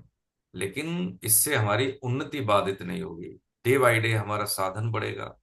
हमारी शुद्धि का मतलब है कि भगवान कहीं बाहर नहीं है। भगवान इसमें कहीं बाहर नहीं है। भगवान ने कहा है कि मैं सभी के हृदय में अंतर्यामी रूप से विराजमान हूं, हमने पढ़ा है ना, हाँ, सब में है। प्रकृति में कोई चीज है, एग्जिस्ट करती है, तो भगवान के द्वारा ही है, वो भी उसका प्यारा है। ये बात अलग है कि वो विमुख हो सकता है ना। जैसे हमारे दांत से हमारी जबान कट जाए तो हम दांत को दंड देते हैं क्या? नहीं देते, कट गई कोई बात नहीं। हाँ बस ऐसे ही है कि कोई अंग है समाज का ऐसा जो विद्रूप है, वो ठीक नहीं है, वो रोग से है, तो उसका इलाज करना चाहिए, उसको त्यागना नहीं चाहिए। कभी कभी इलाज दंड भी होता है, कभी कभी इलाज बहुत सीवियर पनिशमेंट होता है ना, तो उसको सुधारने के लिए होता है ना, उसको अलग करने के लिए नहीं होता। अपने मन में जब शांति तुरंत आ जाए, देखिए शांति कैसे आ जाए, मैंने अपने जीवन को इतना आसान कर दिया, किसी से क्षमा ले ली, किसी को क्षमा कर दिया, यही एक लाइन, गलती हो गई भैया माफ करना, आगे से नहीं होगी, कोई बात नहीं, किसी से भी, किसी से भी, कितने घर में परिवार में देखो बैठ के, यदि वो नहीं हो पाए तो भगवान के आश्रय में हृदय में ऐसा ठान ले कि भाई उनसे मेरा ऐसा द्वेष हुआ, मेरे से गलती हुई, लेकिन प्रभु माफ करना अब नहीं होगी, मैं उनसे क्षमा याचना करता हूँ जैसे भी। और दूसरों को हम क्षमा कर दें, वो तो हमारे हाथ में है। दूसरे से क्षमा मांग ले, अगर हो सके तो मिलके, नहीं है तो भाई भगवान के आश्रय में ईश्वर को साक्षी मान के मांग ले। जब कोई मिले, वार्तालाप हो, तो हमारी तरफ से प्रेम की पहल हो जाए, प्रेम की पहल पहले से होती है। बाकी तो अगर दूसरा कोई करे तब प्रेम करें तो वो तो फिर भोग है, प्रेम का पहल थोड़ी है। हाँ, देखें जीवन कितना आसान होता है। हम सबके सब हमारे। ज्यादा समय हो जाएगा, इतना ही बहुत है। 3 श्लोक का ये जो भाव था, 26 हमने समझने की कोशिश की। आगे हम बढ़ते हैं प्रभु जी। है माता जी, शशि माता जी का आगे। हरे कृष्ण। हरे हाँ। कृष्णा। हाँ, प्रणाम माता जी। हरे कृष्ण। हरे कृष्णा, सबको हरे मेरा कृष्ण। सादर नमः। हाँ। हरे कृष्णा। चौथा श्लोक बोल रही हूँ मैं। हम्म, दम्भो दर्पोऽभिमानश्च क्रोधः पारुष्यमेव च अज्ञानं चाभिजातस्य हम्म, पार्थ सम्पदमासुरीम्। हम्म, हे पार्थ, दम, घमंड और अभिमान तथा क्रोध, कठोरता और अज्ञान, हम्म, ये भी सब आसुरी संपदा को लेकर के उत्पन्न हुए पुरुष के लक्षण हैं। अभी हमने पिछले श्लोकों में सर ने बताया कि सारे अपने जो दैवी गुण थे, अब यहाँ भगवान आसुरी गुणों के लक्षण बता रहे हैं। दम्भ, दम्भ जो होता है वो हमारे भौतिक चीजों को लेकर के हमारे में नहीं, सॉरी, दम जो है वो मान बढ़ाई, कि मेरी मान मान बढ़ाई हो, और इसलिए हम आडंबर के रूप में उन कामों को करते हैं कि हमारी प्रशंसा हो जाए और हमारी मान बढ़ाई हो जाए। तो ये हो गया दम। दर्प, दर्प है घमंड। घमंड जो होता है वो हमारे को भौतिक उपलब्धियों को लेकर के हमारे को, अब जो बड़प्पन आता है उसको यहाँ पे दर्प बताया गया है। अभिमान, अभिमान जो होता है वो हमारे शरीर को लेकर के हमारे में जो बड़प्पन होता है कि मैं गुणवान हूँ, मैं उच्च जाति का हूँ, मैं विद्वान हूँ, आदि आदि चीजों को लेकर, शरीर को लेकर के जो हमारे को बड़प्पन अनुभव होता है वो अभिमान है। क्रोध, जब हमारी इच्छा पूरी हो जाती है तो लोभ आ जाता है, और जब हमारी इच्छाएं पूरी नहीं होती तो क्रोध क्रोध आ जाता है। और क्रोध के वश हम न करने वाले कामों को हम कर बैठते हैं और अपना हम पतन कर कर लेते हैं ना। तो ये एक छोटा सा भजन भी है, 2 लाइन में इसकी बोलूंगी। मत कर अभिमान रे बंदे, झूठी तेरी शान रे। मत कर तू अभिमान रे बंदे, झूठी तेरी शान रे। तेरे जैसे लाखों आए, लाखों इस माटी ने खाए, रहा न नाम निशान रे बंदे, झूठी तेरी शान रे। किया अभिमान तो मान नहीं पाएगा, जाही विधि राखे राम ताही विधि रही, है ना। तो अभिमान हमारे को शरीर को लेकर, भौतिक चीजों को लेकर के हम अपने आप को कुछ समझने लग जाते हैं, जबकि हम यहाँ इस पृथ्वी पर कुछ दिन के लिए आए हैं और बाद में हमारा यहाँ नाम निशान भी नहीं रहेगा। तो ये बताया कि ये सब आसुरी ही गुण है। कठोरता बताई, कठोरता भी कई तरह की होती है। जैसे शरीर को लेकर के, अगर मान लो कोई सुंदर है या उसकी पर्सनैलिटी अच्छी है तो वो अकड़ के चलेगा, सामने वाले को कुछ नहीं चलेगा। तो ये भी हमारा आसुरी गुण है। और नेत्रों की कठोरता, किसी से कोई द्वेष भाव हो गया तो हम उसकी तरफ तिरछी नजर से देखेंगे, टेढ़ा करके देखेंगे, क्रोध पूर्ण देखेंगे, तो नेत्रों की भी कठोरता हो गई। वाणी की कठोरता, किसी से कुछ जरा सा कुछ हो गया तो हम अपशब्द बोल देंगे, कठोर शब्द बोलेंगे और उसको हम नुकसान पहुंचाएंगे। और ऐसी हृदय की कठोरता, किसी के प्रति दया भाव न होना और दूसरों की मदद न करना, इस तरह से बताया। और अज्ञान, अज्ञान क्या है? हमारे में विवेक है, उस विवेक का आदर न करके, और उस विवेक को अविवेकपूर्ण, मतलब अविवेक, हमारा जो विवेक है उसको हमने पूरा उसको जाना नहीं, और अज्ञानता वर्ष हम अपने सत्य असत्य, कर्तव्य अकर्तव्य का हमको बोध नहीं होता, अविवेक के कारण। और इस कारण, सत्य असत्य का बोध न होने के कारण, फिर हम नाशवान पदार्थों की ओर हम आकर्षित हो जाते हैं, और नाशवान पदार्थों को भी हम अपना उसको तूल देने लग जाते हैं, और उसमें तूल देने के कारण, उसकी ओर आकर्षित होने के कारण हम पहले से और ज्यादा अधिक दुखी हो जाते हैं। किसके कारण? अज्ञान के कारण। अज्ञान क्या है? विवेक का सदुपयोग हमने नहीं करा। इस तरह से ये भगवान हमको इसमें ये वाले गुण बताएंगे। आगे का श्लोक, 5वां श्लोक।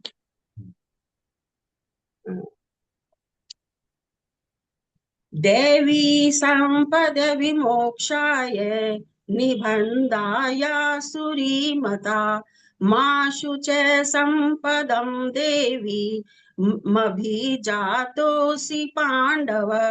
देवी संपदा मुक्ति के लिए और आसुरी संपदा भानने के लिए मानी गई है। इसलिए हे अर्जुन, तू शोक मत कर, क्योंकि तू देवी संपदा को लेकर उत्पन्न हुआ है। अब यहाँ भगवान कह रहे हैं देवी जो संपदा है, जो हमारे में सद्गुण सदाचार, ये जो अच्छी जो बातें, जो हम शुभ काम करते हैं, ये सब हमारे दैवी गुण है।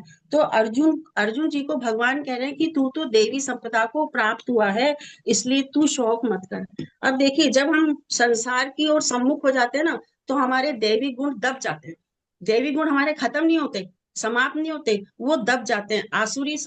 आसुरी की ओर आकर्षित होने से वो ज्यादा उभर उभर जाते हैं। तो यहाँ भगवान अर्जुन जी को कह रहे हैं कि तू देवी संपदा को गुण है। अब अर्जुन जी में दोनों ही गुण एक साथ प्रकट हुए, पर अर्जुन इनको समझ नहीं पा रहे। तो दोनों गुण कौन से हुए? कुटुंब का मोह, ये तो हो गया आसुरी गुण। और मेरे मेरे वध करने से पाप के कारण कल्याण में बाधा होगी, तो ये उनका दैवी, मतलब कल्याण तो चाहते हैं, पर कुटुंब के कारण वो ये अपना कर्तव्य कर्म से विमुख हो रहे हैं। तो उनमें दोनों गुण एक साथ प्रकट हो गए। तो भगवान यहाँ कह रहे हैं तू तो देवी संपदा को प्राप्त हुआ है। तो ये हम सब में दैवी गुण बाई बिल्ट ही है, ये स्वाभाविक है। पर हम जब संसार की ओर आकर्षित हो जाते हैं, तो हमारे में आसुरी गुण प्रबल हो जाते हैं और देवी गुण हमारे में दब जाते हैं। आसुरी गुण हमारे में हमने बाहर से ओढ़े हुए हैं, अगर हम इनको समझ लें और भगवान की ओर चल लें, तो धीरे धीरे हमारे दैवी गुण तो प्रकट होने लग जाएंगे, और आसुरी गुण हमारे नीचे नीचे इसमें दब दब जाएंगे, धीरे धीरे खत्म खत्म होने लग जाएंगे, है ना। तो ये इसमें भगवान कह रहे हैं कि अब ये हमारे में, तो रामायण में भी इसमें इसमें लिखा है कि हमारे में दोनों ही गुण होते हैं, सुमति और कुमति दोनों में ही होती है। और जहां सुमति होती है वहां विविध प्रकार की संपत्ति होती है, और जहां कुमति होती है वहां हम अपना पतन कर लेते हैं। सुमति कुमति सबके उर रही, नाथ पुराण निगम अस कहीं। जहाँ सुमति ते संपत्ति नाना, जहाँ कुमति ते विपत्ति नाना। तो हमारे में संपत्ति दोनों ही है, देवी और यही बात स्वामी जी ने 2.16 में भी करा है। ना सतो विधत्ते भावो, ना भावो विधत्ते स।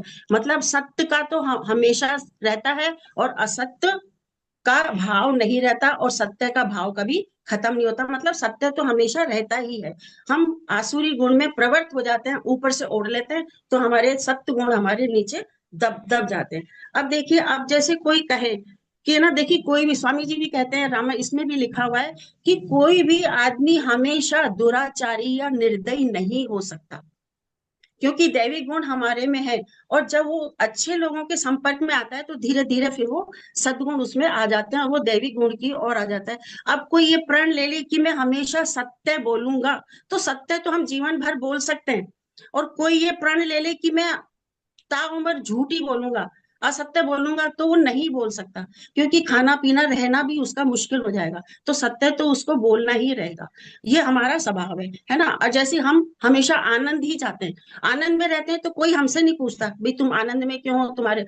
और कभी किसी कारण हमारे में कोई दुख आ जाए, कोई परेशानी आ जाए, तो हमारा मूल लटक जाता है, परेशान हो जाते हैं। तो चार लोग पूछ लेते हैं, अरे भाई आज क्या बात हो गई, आज आप दुखी क्यों हो, आज आपका मुंह कैसे लटका हुआ है, आज आप उदास लग रहे हो। तो हम आनंद में हैं, हमारे में दैवी गुण है, और हम उनको पहचान नहीं पाते, है ना। तो ये यहाँ पे भगवान दैवी गुण और आसुरी गुणों की वो इसमें दोनों को कंपेयर करके बताया है कि हम दैवी गुण के ही हैं, और दैवी गुण हमारे में है। और जब हम दैवी गुण की ओर आकर्षित होते हैं, जब हम दैवी गुण की तरफ चलते हैं, तो आसुरी गुण हमारे धीरे धीरे अपने आप ही खत्म हो जाते हैं ना। ये इसमें बताया। छठा श्लोक में बोलती हूँ, दौ भूत दौ भूत सर्गो लोकेस्मिन्, देवे आसुर एव च, देवो विस्तरश्च प्रोक्त, आसुरम पार्थ मे शृणु। हे अर्जुन, इस श्लोक में भूतों की सृष्टि यानी मनुष्य समुदाय दो ही प्रकार का है, एक तो देवी प्रकृति वाला और दूसरा आसुरी प्रकृति वाला। उनमें से देवी प्रकृति वाला तो विस्तार पूर्वक कहा गया। अब तू आसुरी प्रकृति वाले मनुष्य समुदाय को भी विस्तार पूर्वक मुझसे सुन। अब आगे के श्लोक में भगवान आसुरी गुणों के लक्षण और ज्यादा विस्तार से बताएंगे। देवी गुण अपन ने पढ़ ही लिए, और यहाँ भगवान दोनों के गुणों की वो बता रहे। हरे कृष्ण। हरे कृष्ण, हरे कृष्ण। बहुत प्रणाम माता जी, बहुत बहुत वंदन। देखिए, बस एक बहुत अच्छे से समझा हमने। इसमें बस एक कहानी से हम समझ लेते हैं। अकबर के शासन काल में वो थे, बीरबल सब जानते हैं। और उनसे जब उनकी परीक्षा हुई, उनके जितने भी थे नवरत्न और भी जो सभा में, उनसे जेलसी करते थे, ईर्ष्या करते थे। देवी आसुरी की बात कर रहे हैं, जैसे माता जी ने बोला ना कि कोई व्यक्ति हमेशा झूठ नहीं बोल सकता। ठीक है, अगर झूठ ऐसा, लेकिन सच वो बोलेगा ही। तो दोनों का वो क्या है, वो संगनन है, सत और असत का, झूठ और सच का। तो उनका बात हुई, जब दरबार लगा तो उन्होंने कहा कि अगर बीरबल इतना ही है तो एक परीक्षा है। तो परीक्षा जो थी तो उसमें बुलाया गया, उनको भी बुलाया गया। तो उसने बोला, किसी ने पूछा कि आप यदि इतना ही आकलन कर लेते हैं परिस्थिति का, लोगों के व्यवहार का, जो आज तक सटीक है, यदि मेरे हृदय का आकलन करके बताएं कि मैं क्या सोच रहा हूं इस समय, तो मैं जानू। बादशाह ने बोला, हाँ वीर बताओ। तो उसके बाद उसने बोलता, जिसने पूछा कि मैं अपनी हार स्वीकार कर लूंगा और आपको स्वामी मान लूंगा, ऐसा कहा उस दरबारी ने। वो एलिट ग्रुप था, जो उस समय कहे जाते थे नोबल्स, यानी वो मतलब एक ऐसे उच्च वर्ग जो शासन में जो अपने कुछ हस्तक्षेप की क्षमता रखते थे।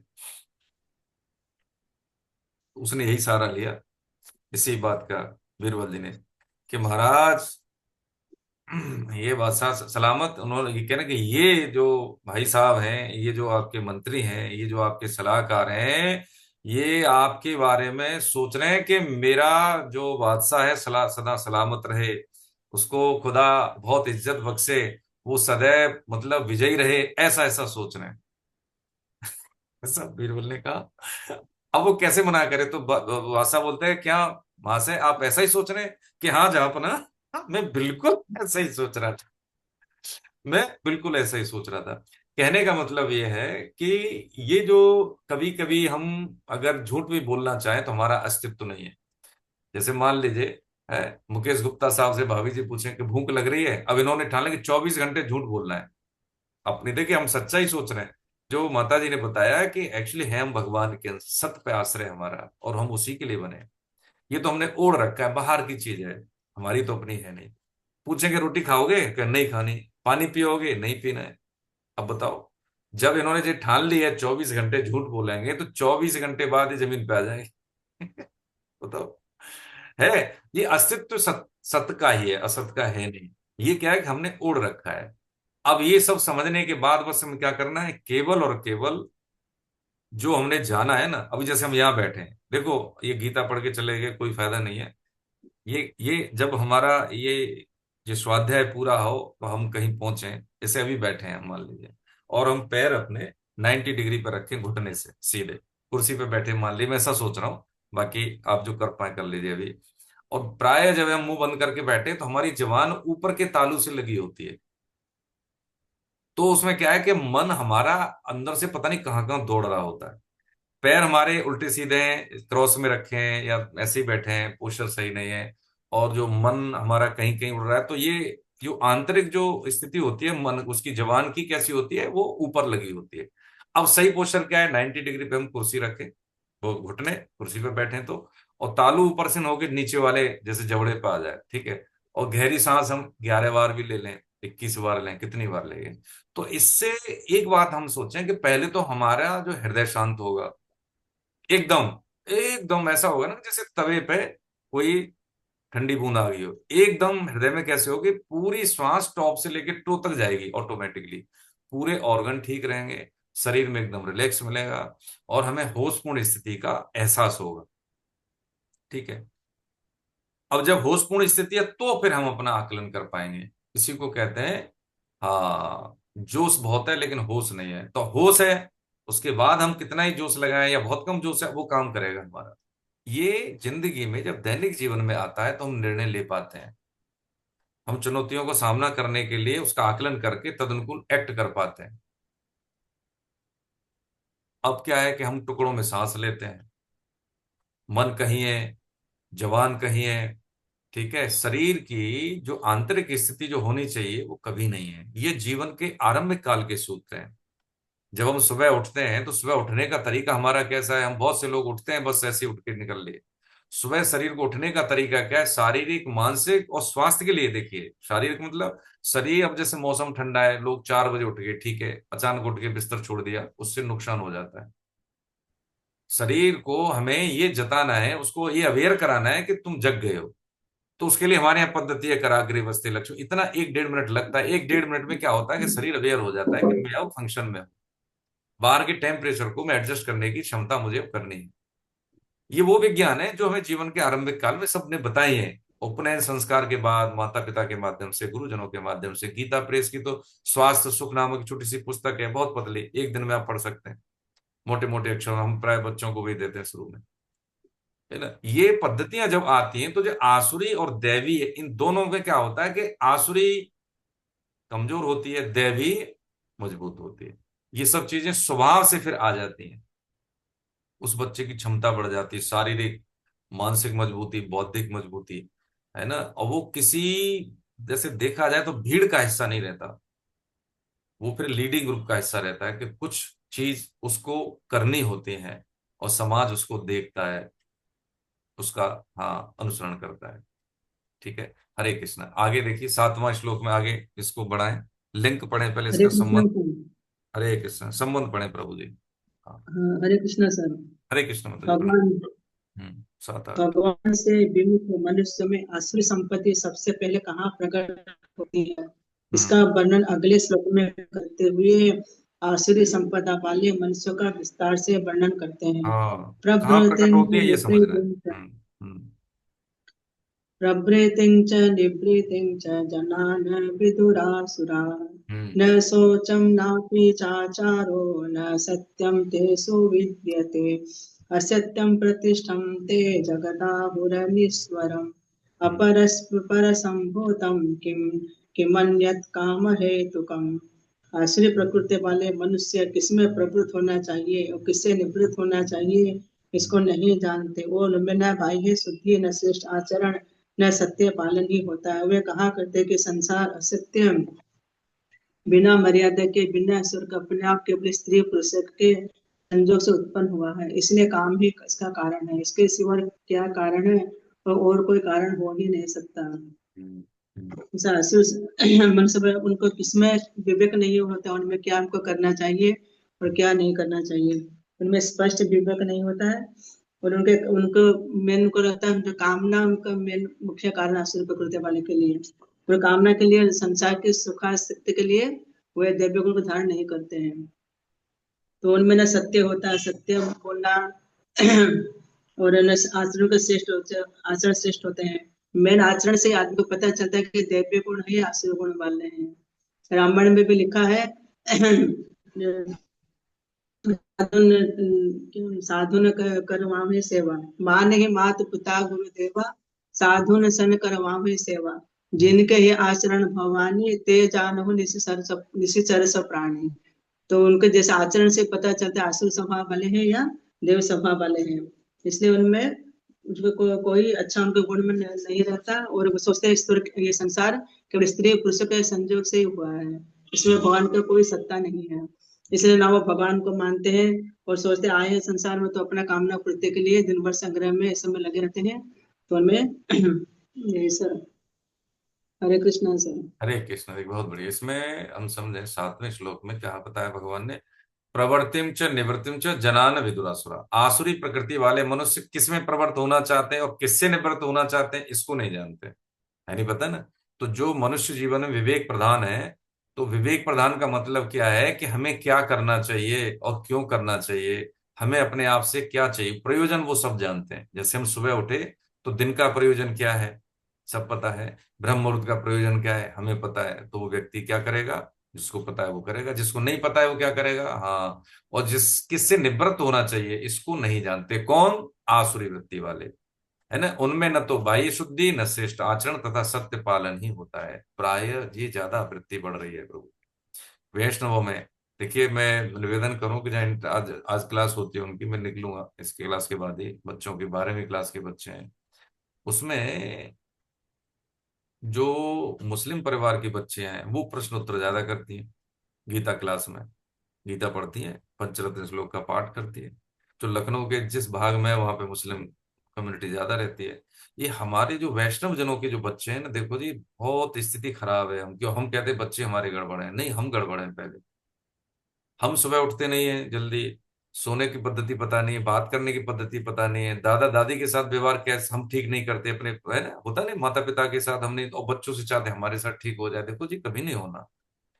गृहस्थ में कोई पूजा पद्धति हो पाए या न हो पाए कोई फर्क नहीं पड़ता, लेकिन गृहस्थ में कर्तव्य पालन होता रहे तो यही है। क्योंकि गृहस्थ से ही सारे आश्रम निर्भर करते हैं, सारे आश्रम प्रभावित होते हैं। ये वृत्तियां क्या है कि हमने बच्चों को कभी बताया नहीं, पैसा, पावर यही बताया तो इसी को महत्व देते हैं। ठीक है, उनके लिए ब्रह्म मुहूर्त की कोई महत्ता नहीं है, चाल चलन की कोई महत्ता नहीं है, ब्रह्मचर्य शक्ति की कोई महत्ता नहीं है। शादी विवाह का बंधन की स्वार्थ पूर्ति के लिए भी होता है कि, है ना, तो क्या बदले में मिलेगा, दहेज कितना मिलेगा, लड़की क्या करती है, लड़की वाले क्या देंगे, ये सब होता है ना। देखो समाज की जो बुराई बात कर रहे हैं, इससे हमेशा पतन होता है, व्यक्ति का जीवन खराब हो जाता है। पक्की बात है, जीवन खराब हो जाता है, घर गृहस्थी की शांति भंग हो जाती है। आसुरी प्रकृति वाले मनुष्य किसमें प्रवृत्त होना चाहिए उसको पता नहीं, किससे निवृत्त होना चाहिए। अब हमें तो पता लग गया ना, हमें किसमें निवृत्त होना है, किससे निवृत्त होना है। अपने लिए भोगों की चाह, मेन इसमें ये आ जाता है, इससे हमें निवृत्त होना है। किसमें प्रवृत्त होना है, मेरे से, घर से शुरू कर देना, माता पिता भाई भौजाई जिनकी उस सेवा हो जाए। किसमें प्रवृत्त होना है, समय का सदुपयोग में। किसमें प्रवृत्त होना है, शारीरिक स्वास्थ्य में। किसमें प्रवृत्त होना है डू डोंट्स के बारे में जानने में। किसमें प्रवृत्त होना है, इसमें प्रवृत्त होना है कि मैं ये जानूं कि आज के दिन से आने वाला कल मेरा बेहतर हो। किसमें प्रवृत्त होना है, उसमें प्रवृत्त होना है कि मेरे जितने भी महापुरुष हुए हैं आज, उनके सेक्रीफाइस से हमें ये वर्तमान पर्यावरण मिला है, वर्तमान परिवेश मिला है, वर्तमान मूल्य मिले हैं, तो उनको मुझे आगे बढ़ाना है। किसमें प्रवृत्त होना है कि जैसे मेरे माता पिता ने हमारा योगक्षेम किया है, ऐसे मुझे उस पीढ़ी को ही पोषित करना है कि एक समय के बाद मेरे माता पिता पीछे रह जाएंगे, तो मुझे आगे जाना है, मुझे अपने दायित्व का बोध होना है, इसमें प्रवृत्त होना है। ये जब हम जान गए तो देखिए जी, हम जो कुछ सीखते हैं स्कूल और कॉलेज में नहीं सीखते, किसी संस्था में नहीं सीखते, हम सीखते हैं जीवन में। सीखने का एक प्रवाह है, वो निरंतर बहता रहता है, सोने से लेके जागने तक, जागने से लेके सोने तक, है ना। जिस दिन हम सीखना बंद कर देते हैं उस दिन हम बस, हाँ, हमारा वो अंतिम दिन होता है। क्यों, जब तक जीवन है तब तक क्या है, हाँ, तब तक परफॉर्म करने का, क्या है, परफॉर्म करने का मौका है। अजामिल की बात हम सोचते हैं कि भैया नारायण क्या, उसके लिए भगवान आगे, अरे नारायण कहा, भगवान आगे, तो नारायण तो उसने पहले भी कहा होगा। ऐसा थोड़ी है कि उसने अंतिम समय में नारायण कहा, उसने पहले भी कहा होगा, तब क्यों नहीं भगवान आए। विचार क्या है, विचार ये है कि उसका वो अंतिम समय था, वो अंतिम कर्म था। अंतमति सो गति, वो फॉर्मूला अप्लाई हुआ और भगवान आए, उसका योगक्षेम है, उसकी मुक्ति हुई, उसका कल्याण हुआ। तो जब तक हम व्यवहार में ये सब नहीं करेंगे, आ, तब तक हमारी अंतमति सो गति, यानी अंतमति में ये सब आएगा नहीं, कभी नहीं आएगा। हाँ, ये हम सोच लें कि भाई ये बुढ़ापे का है, बाद का है, हम याद कर लेंगे, याद आएगी नहीं। अभी भी हम एकांत में बैठे हैं तो कौन सी चीजें आती हैं, जो हमने प्रपंच किए हैं। नाम ले पा रहे हैं तो भगवान की बड़ी कृपा है। धन्य है आप सब कि आपका हमें संग मिला है, कि ताकि आपको रुचि है। हम तो चरण बंदन इसलिए करते हैं, उम्र में छोटे हो बड़े हो कोई मायने नहीं रखता जी, मायने रखता है भाव। कि कोई सामने वाला व्यक्ति भगवान नाम में रुचि है और उसकी सेवा हो, जिसको हम प्रणाम कर लें, तो हमारा काम हो गया, है ना। भगवान अपना अपमान बर्दाश्त कर लेते हैं, भक्त का नहीं। और वो बड़े प्रसन्न होते हैं जब उनके किसी भक्त का, हाँ, सम्मान होता है, उसकी कोई आवभगत होती है, उसकी बात को हम लोग मानते हैं, तो हाँ, भगवान प्रसन्न होते हैं। ये हम देख लें। तो ये कहा, इसको नहीं जानते उनमें न दुबाई शुद्धि न श्रेष्ठाचरण न सत्य पालन में, ऐसा कुछ होता नहीं। पिक्चर में दिख रहा है ना, तामस वृत्ति दिख रही है। वे कहा करते हैं कि संसार असत्य, बिना मर्यादा के, बिना ईश्वर के, अपने आप केवल स्त्री पुरुष के संयोग से पैदा हुआ, ये स्थूल बात करते हैं। संसार क्या है, स्त्री पुरुष से संयोग हुए, बस नर मादा के संयोग से जो सृष्टि है, यही संसार है, और क्या संसार है। और सब तो ऐसे ही कर रहे हैं। मैंने देखा है कि जिनके जो जो कर्तव्य पालन नहीं करते, नंबर 2 का, उनके पास सब सुविधाएं हैं, हाँ ठीक है, सब सुविधाएं हैं। अब ये कौन बताए कि जो ज्यादा चमकता है वो बुझता भी है। कल की घटना बता रहे हैं, एक मिले भाई साहब, तो एनजीओ चलाते हैं। सावधानी पूर्वक समझे, देखो हम सब लोग एनजीओ चलाते हैं, हम ये सुविधा करेंगे, हम ये काम करेंगे, ये काम करेंगे। तो उनके एक ही बेटा था, तो उनको सरकार ने, उनके एनजीओ को विकलांगों के कल्याण के लिए कुछ पैसा दिया, और वो पैसा अधिकतम वो खा गए। विकलांगों का, दिव्यांगजनों का पैसा। एक एक्सीडेंट हुआ, 3 साल के बाद हुआ, 3 साल तक तो खूब चमका ना, फसल भी आज बोओगे तो तुरंत थोड़ी फल दे देगी। ऐसे ही आज हमें लग रहा है हम चमक रहे हैं, परिणाम तो बाद में मिलेगा ना जी। 3 साल के बाद उस बच्चे का एक्सीडेंट हुआ और वो बच्चा हैंडीकैप हो गया। तो उनके मित्र ने कहा कि भैया बुरा मत मानना, अब वो पैसा आप इस पे खर्च करो, अब आप सुधर भी गए ना, कोई लाभ नहीं। इसलिए बार बार सिद्ध महापुरुष कहते हैं वास्तविक लाइफ में कभी रिटेक नहीं होता, रियल लाइफ में कोई रिटेक नहीं। रियल के लाइफ में तो कितने भी, हम जो कुछ भी इनपुट डालते हैं उसका एक परिणाम होता है। कर्म और कर्तव्य में यही अंतर है। कर्तव्य का मतलब क्या है, जो हमें करना चाहिए। कर्तव्य का पालन हमें निष्काम बना देता है, कर्म हमें सकाम बना देता है, और यहीं से फिर स्थितियां खराब होना शुरू कर देती हैं। तो कह रहे हैं इसलिए काम ही इसका कारण है। काम का मतलब कामना है, सबसे बड़ा देखा जाए सुख सभी कामनाओं में तो इसी को कहा जाता है। इसके सिवाय और क्या कारण है, और कारण हो ही नहीं सकता।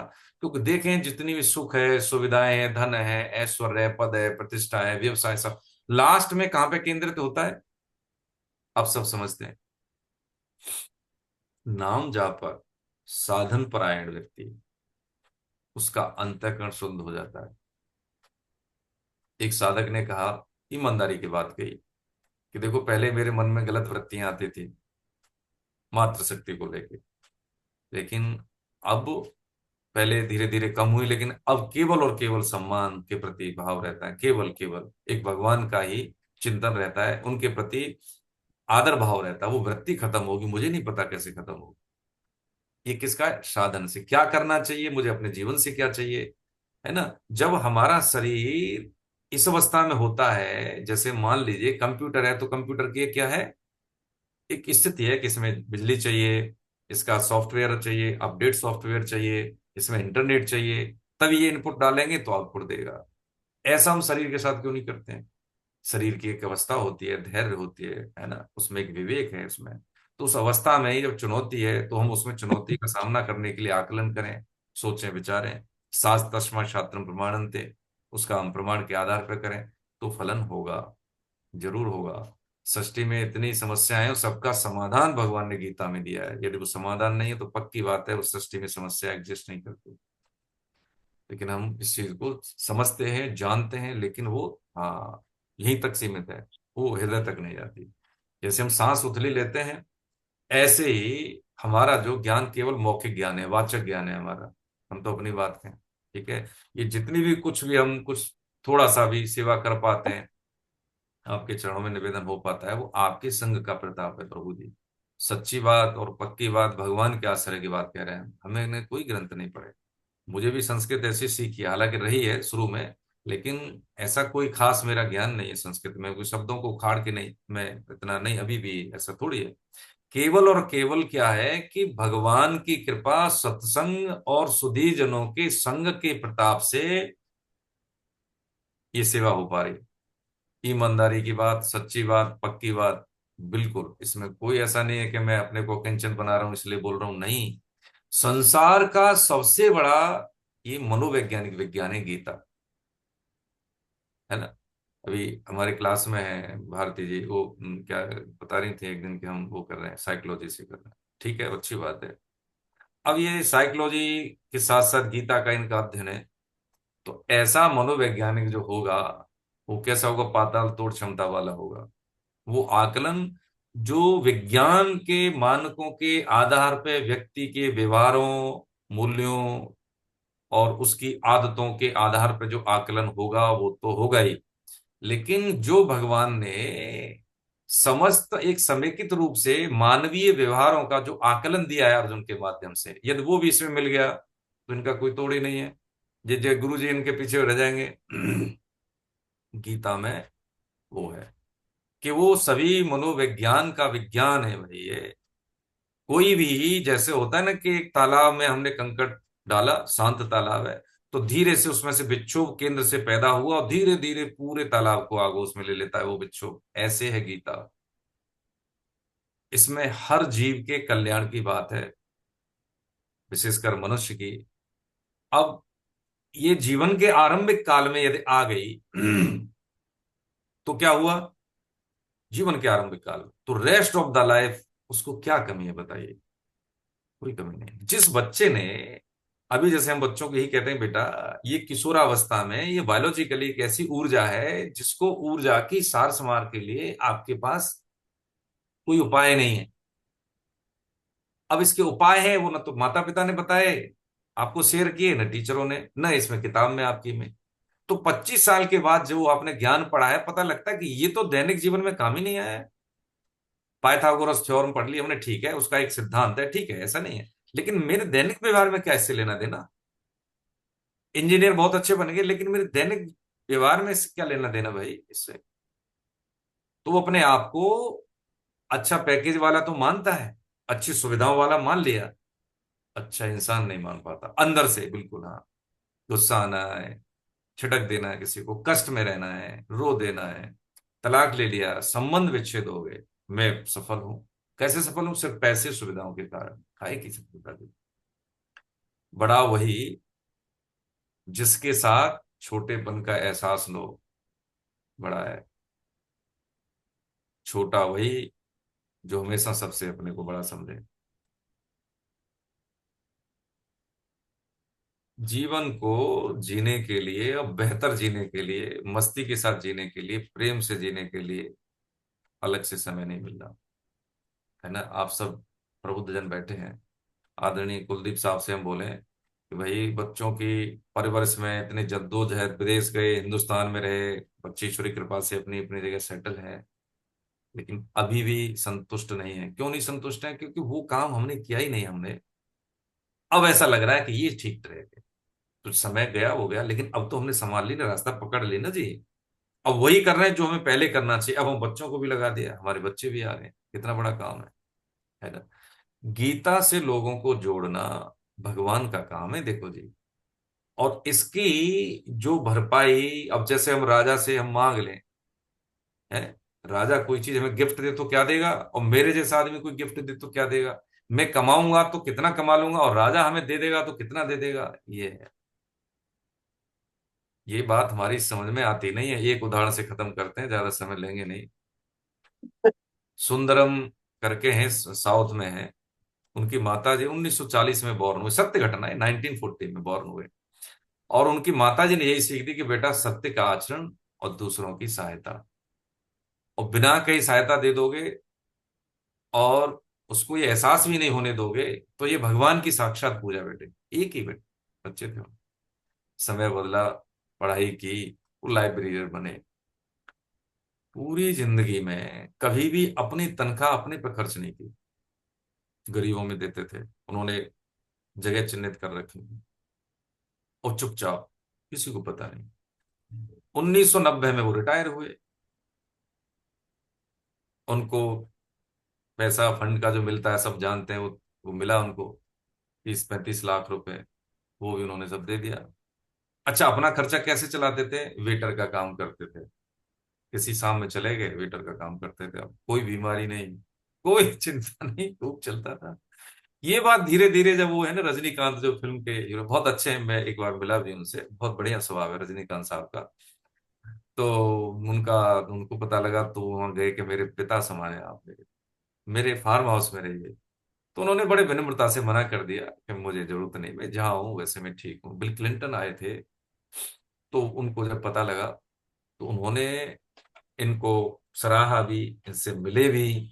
और जो टाइम मैगजीन में उन्होंने इनको जो है ना मिलेनियम का बहुत बड़ा, वो जो नाम पर्टिकुलर उसका टर्म याद नहीं आ रहा, वो इनको घोषित किया, और इनको 30 करोड़ रुपए की राशि मिली इनको।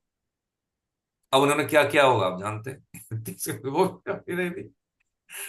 अब यह बात समझने की ये है कि यदि व्यक्ति जो देता ही देता है, वो भगवान उसको कभी देना बंद नहीं करता, अपार मिलती है। यदि मान लीजिए वो अपनी नौकरी का केवल अपने लिए जीते, मैं नहीं कह रहा हूं हम सबको करना चाहिए, हम सब करते दाने हैं। बच्चे क्या है, भगवान ने तो दिए हैं, कौन से हमने चुने हैं कि यही मेरा बेटा बने, बेटी बने, माँ बाप ये करते हम वही है, लेकिन जहर मिला देते हैं उसमें, मेरा है, बदले में कुछ चाहिए। और जो मेरा नहीं है उसको मैं क्यों दूंगा? समाज के प्रति मेरा क्या दायित्व है? पर्यावरण खराब हो तो हो, मुझे क्या करना है? मुझे इतनी एसी चाहिए, इतनी गाड़ियां चाहिए, ठीक है। समुद्र को कचरा घर बना दिया हमने, तो वहां से समुद्र मंथन से क्या निकला, जहर निकला पहले। हाँ बस यही है। तो ऐसे ही हमारा अंतःकरण इतना दूषित है, आसुरी है और देवी दोनों है। जब इससे मथेंगे ना तो सबसे पहले यही निकले। मथने का मतलब यही है, नाम जप, साधन। साधन क्या करना है, भगवान की वाणी से लोगों को जोड़ना। सबसे सरल साधन तो देखो यही है। फिर मेरा निवेदन है, हम कितने लोग हैं, 51 लोग हैं, मैं भी इसमें शामिल हूँ। हमारा दिल्ली में कोई ना कोई तो होगा, कोई ना कोई होगा। इसमें हम क्या कर सकते हैं कि ये यूथ को हमने जोड़ दिया, विशेषकर जाए बड़े भी कोई दिक्कत नहीं है, लेकिन ये हमारी जो पीढ़ी है ना वो बहुत जरूरी है। बहुत स्ट्रेस में 30-30 साल के बच्चों को diabetes, blood pressure, heart attack, इतना स्ट्रेस है। माँ बाप ने भी दौड़ में लगा दिया है, पति पत्नी भी दोनों ऐसे ही हैं, वो भी संबंधों की गरिमा नहीं समझते हैं, बड़े नरक में बहुत कष्ट में जीवन जी रहे हैं भाई। हमें लगता है कि उसके पास गाड़ी है, कि 5 करोड़ का फ्लैट है, आपके अंदर की स्थिति देखो उसकी, बहुत जल रहा है भाई वो, एक एक पर जल रहा है। ऐसे व्यक्ति को वहां पे ले जाना, उसको बोलना, जा, मैं तेरे से विश्वास से कहता हूँ तुझे लाभ मिलेगा, जाके तो देख। भारती जी का जो नंबर है आप सबको पता होगा, नहीं तो दोबारा शेयर कर देंगे, इसमें वो क्लास में है, भारती मैडम है ना। आप वहाँ जोड़े, 4-5 भी जोड़ दिया ना, मैं 51 लोग हैं, हम इसमें से हम दो दो भी जोड़े, दो दो, इतने हम सबके। देखिए जब तक हम इसको कमांड नहीं देंगे एक अच्छे काम के लिए, करके देख ले, 2 लोग चले गए, 2 लोग चले गए भगवान के आश्रय में, पूरी ईमानदारी के साथ कहते हैं कि आपको लाभ न मिले, आंतरिक लाभ, आंतरिक जिसे कहते हैं ना आनंद, तो कहना जो सालों की साधन से नहीं होगा वो 2 मिनट की कॉल से हो जाएगा। संडे का दिन है, कन्विंस हम अपने स्तर से करें, जैसे करना चाहेंगे, भैया जाके देख, जाके तो देख। और मैडम को नंबर दे दें उनका, अगर आपको लगता है। तो पूरी टीम लगी है, हेमकेश जी हैं, निधि जी हैं, आप हैं, कृष्णा अग्नोत्री जी हैं, ये यूथ लगा हुआ है सब, सम्राट जी हैं, इनकी अपनी टीम है। आप मुझे दे दें, मैं बात कर लूंगा, ऐसा कुछ नहीं है। हम तो यहाँ पे दिल्ली के लिए, लखनऊ में हम कल मनाएंगे गीता जयंती, उसमें बहुत सारे लोग हैं, ग्रुप में आप होंगे तो देख रहे होंगे। हमने किसी को नहीं बोला, हम किसी को नहीं जानते, लेकिन आ रहे हैं लोग, उनको पता है कि कोई ऐसी जगह है, कोई ऐसी जगह है। ट्रेन में हम बात करते हैं, हमारे पास तो गीता के अलावा और क्या टॉपिक होगा, हो क्या भाईचारा होता है, लोग क्लास में आते हैं, गीता में रजिस्ट्रेशन कराते हैं।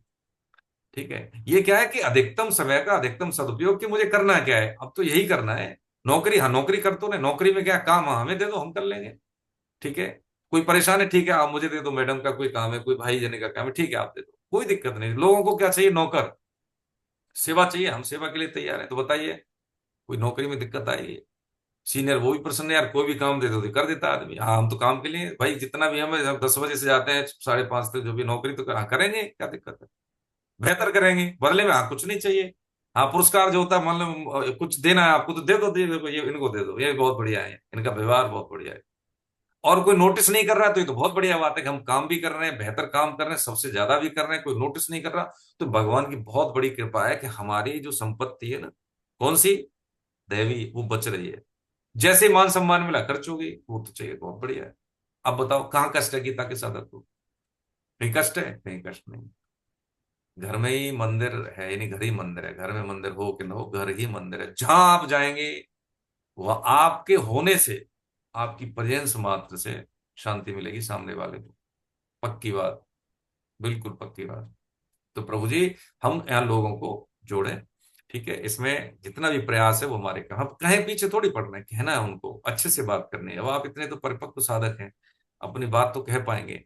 और व्यक्ति यही बहाना बनाता है कि भाई समय नहीं है, समय नहीं, तो बोले कहाँ, दौड़ ले भाई, तो और दौड़ ले, कब तक दौड़ेगा? ये थमने का है।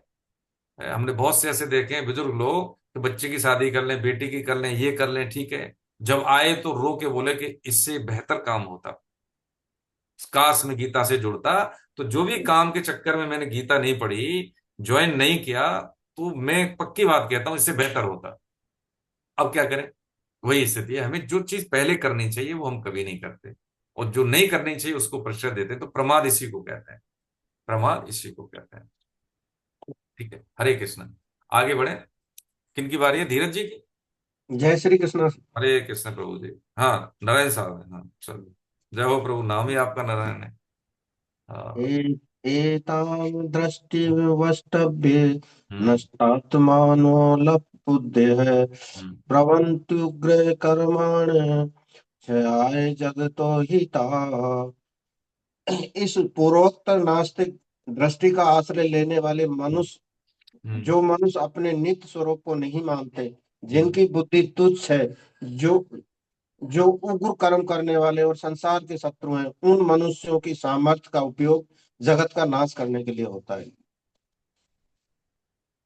जैसे भी, जैसे अच्छे लोग होते हैं तो जहां भी जाते हैं वहां सत्य का आवरण होता है, जहाँ पॉजिटिव वाइब्रेशंस पैदा होती है। जहाँ दुष्ट व्यक्ति जाते हैं, जो भी जाते हैं, तो वहां वैसा ही भाव पैदा हो जाते हैं, वैसे ही उनके विचार पैदा हो जाते हैं। तो भगवान कहते हैं कि जहाँ अच्छे व्यक्ति, जहाँ सत्य का आचरण होता है, वहां तो हमेशा अच्छी बुद्धि ही आती है। लेकिन जहाँ असत्य का आवरण होता है, तो वहाँ उनके विचार भी बदल जाते हैं।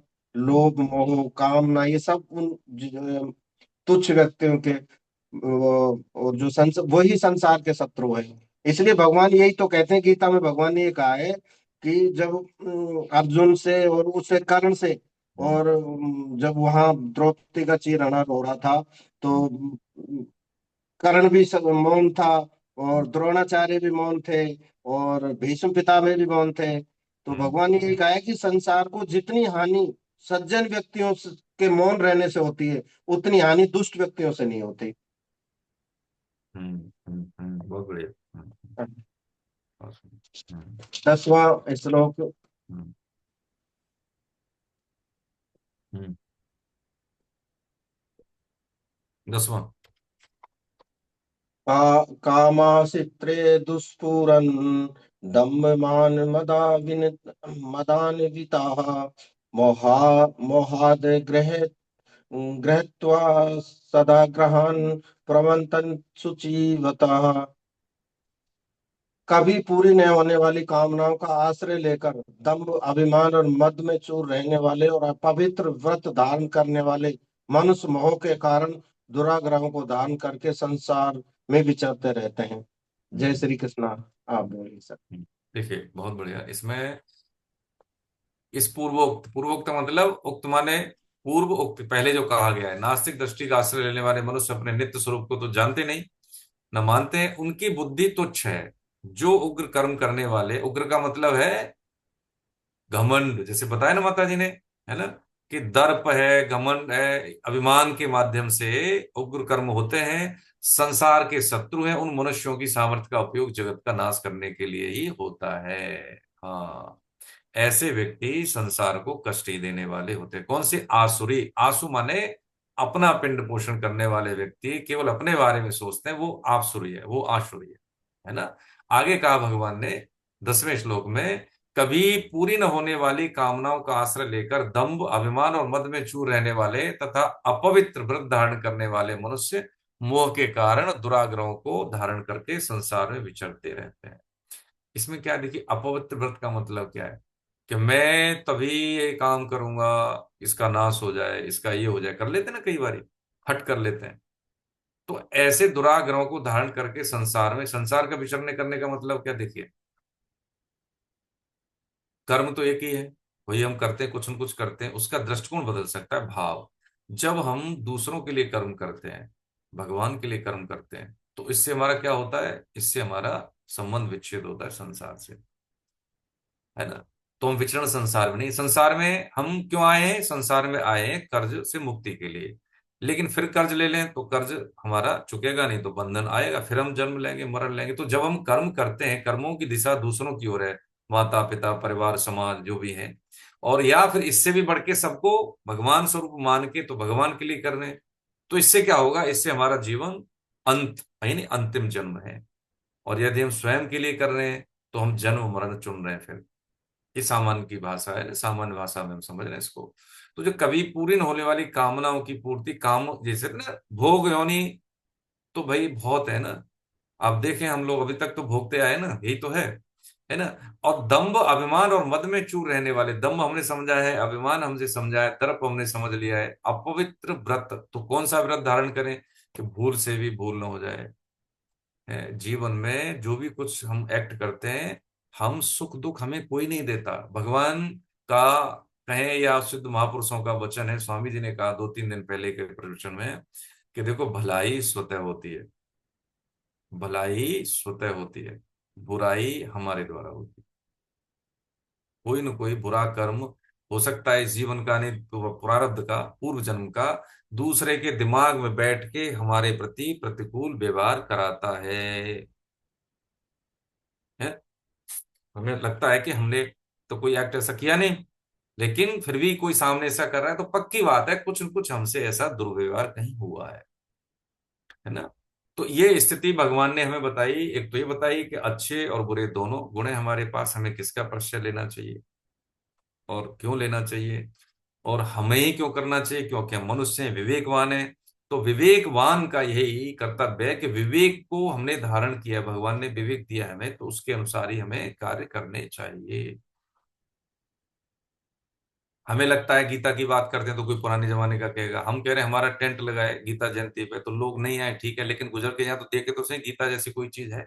हमारे तो बच्चों को भी पता ही नहीं गीता और महाभारत में क्या अंतर है? पता नहीं ना। गीता कब हुई, गीता और उसमें देखते हैं भागवत महापुराण में क्या अंतर है, नहीं पता है? गीता को समझते हैं कि लोग ये तो पढ़ना है, घर में रखोगे तो लड़ाइयाँ होगी, ऐसी ऐसी बात होती है, कौन वैष्णव जन?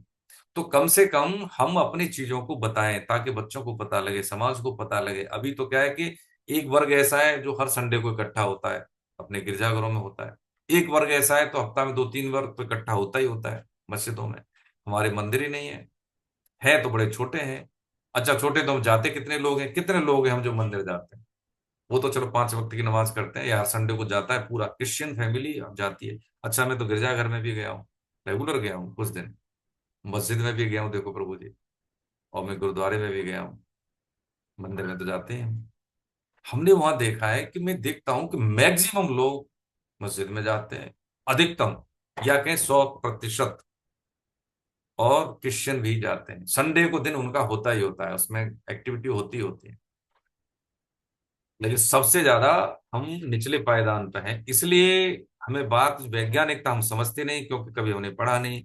हमारी जो आसुरी वृत्तियां हैं उसी के आधार पे हमने अपने कार्य व्यवहार किए हैं, तो इसलिए पुष्ट वही हो गया, कमजोर ये हो गया। हालांकि है, अच्छे बुरे का बोध है, लेकिन इसकी आवाज बड़ी कमजोर है, विवेक बहुत कमजोर है, ये अपना बल आरोपित नहीं कर पाता।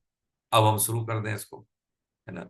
अब हम शुरू कर दें तो कोई देर नहीं हुई, आज हम यही विराम लेते हैं और ये संकल्प लेते हैं कि भगवान ने हमें विवेकवान बनाया है, सिंह शावक के रूप में हमें ये अवतार दिया है, क्या मनुष्य शरीर दिया है, तो इसको हम कम आंक के जीवन ऐसे ही जी के नहीं चले जाएं। हम रिटायर हो गए, हमारी अवस्था होगी, लेकिन खाना खा रहे हैं, सांस ले रहे हैं, शरीर चल रहा है हमारा, तो हम जिस सहज रूप में कर सकते हैं, जो सेवा कर सकते हैं उतना करें, यथा योग्य। ऐसा नहीं कोई ज्यादा कष्ट नहीं लेना है, लोगों को समझा सकते हैं, फोन कर सकते हैं, उनको जोड़ सकते हैं, और कहें कि एक बार पढ़, ऐसा नहीं, हमारे साथ जहां पे भी इच्छा हो वहां पढ़ ले भाई, काम तो करेगा ही ना। लेकिन हाँ, एक शर्त लगा दें कि वैज्ञानिक दृष्टिकोण से पढ़ना, ऐसे नहीं है कि तो तारा तंत्र वाली चीज नहीं है?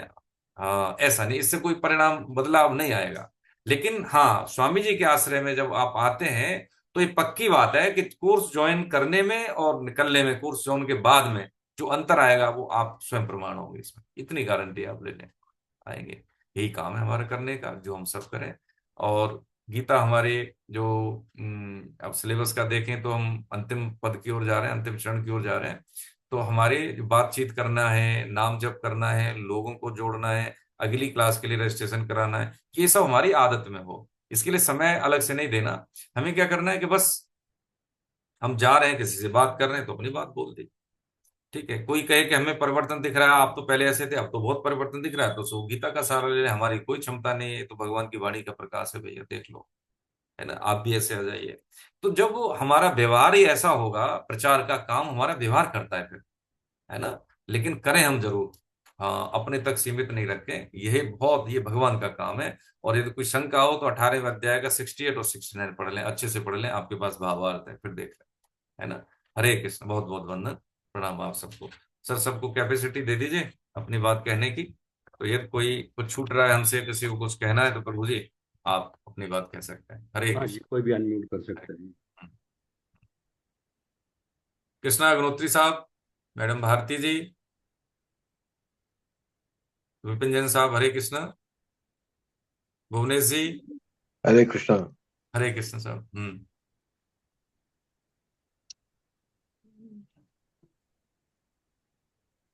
द्वारका प्रसाद शर्मा साहब, आदरणीय सुशील साहब, मोटा साहब, प्रणाम, वंदन आपको। सर कुछ छूट रहा हो तो बताएं। पुरुषोत्तम जय साहब। श्री हाँ जय सर। श्री कृष्ण। जय प्रणाम श्री सर। कृष्ण। प्रणाम सर, प्रणाम सर, जी सर, बताएं सर। वो एक रजिस्ट्रेशन दिया था सर, वो तो शायद हो गया। आपने दिया तो था, वो तो हो गया। कौन सी क्लास के लिए था? किसी दूसरी क्लास में, हमारी क्लास में था? आप वाली क्लास का था सर। तो एक बार, शाम संडे वाली, संडे वाली। संडे वाली तो मैंने कर लिया होगा, लेकिन फिर भी एक बार शेयर कर देंगे। आपकी वैसे प्रोफाइल में होगा, मैं देख लूंगा। ठीक है। ठीक ये बहुत ठीक बढ़िया ठीक। है इस तरह से। हाँ, जब हम फीडबैक लेते रहे तो कोई छूटेगा नहीं। अजय अरुण साहब, हरे कृष्ण प्रभु जी। दिल्ली में भेजें अजय साहब? हाँ, मैडम भारती जी सेमिनार करा रही है ना, ये वनडे की राष्ट्रीय सेमिनार है प्रभु जी। है, आप सब लोग प्रयास करें उसमें, क्योंकि 1800 2000 लोग हैं, जब जुड़ेंगे तो बहुत अच्छा फलन हो। कुलदीप साहब कुछ कहना चाह रहे हैं सर, बताएं। अच्छा सर। हम्म। हाँ, प्रणाम सर। सर वंदन। मैं ये जानना चाहता था कि ज्ञानी और गुणवान में, ज्ञानी और ज्ञानवान में क्या अंतर है, जो आपने बताया ना हाँ कि देखो, ये वान डिफरेंस का है। मतलब होता है धारणवान, जैसे धनवान। हाँ। धनवान, है ना, होता है ना विद्यावान। वान का हाँ। मतलब है धारण वाला। ज्ञानवान और ज्ञानी, ज्ञान धारण करना, ज्ञान क्या मतलब, ज्ञान को आचरण में उतारना। ठीक है। ज्ञान का मतलब होता है कि एक तो सूचना हो गई। ठीक है, सूचना क्या हो गई? सूचना ये होगी कि सत्य बोलना चाहिए, सच बोलना चाहिए। ठीक है, सूचना हो गई।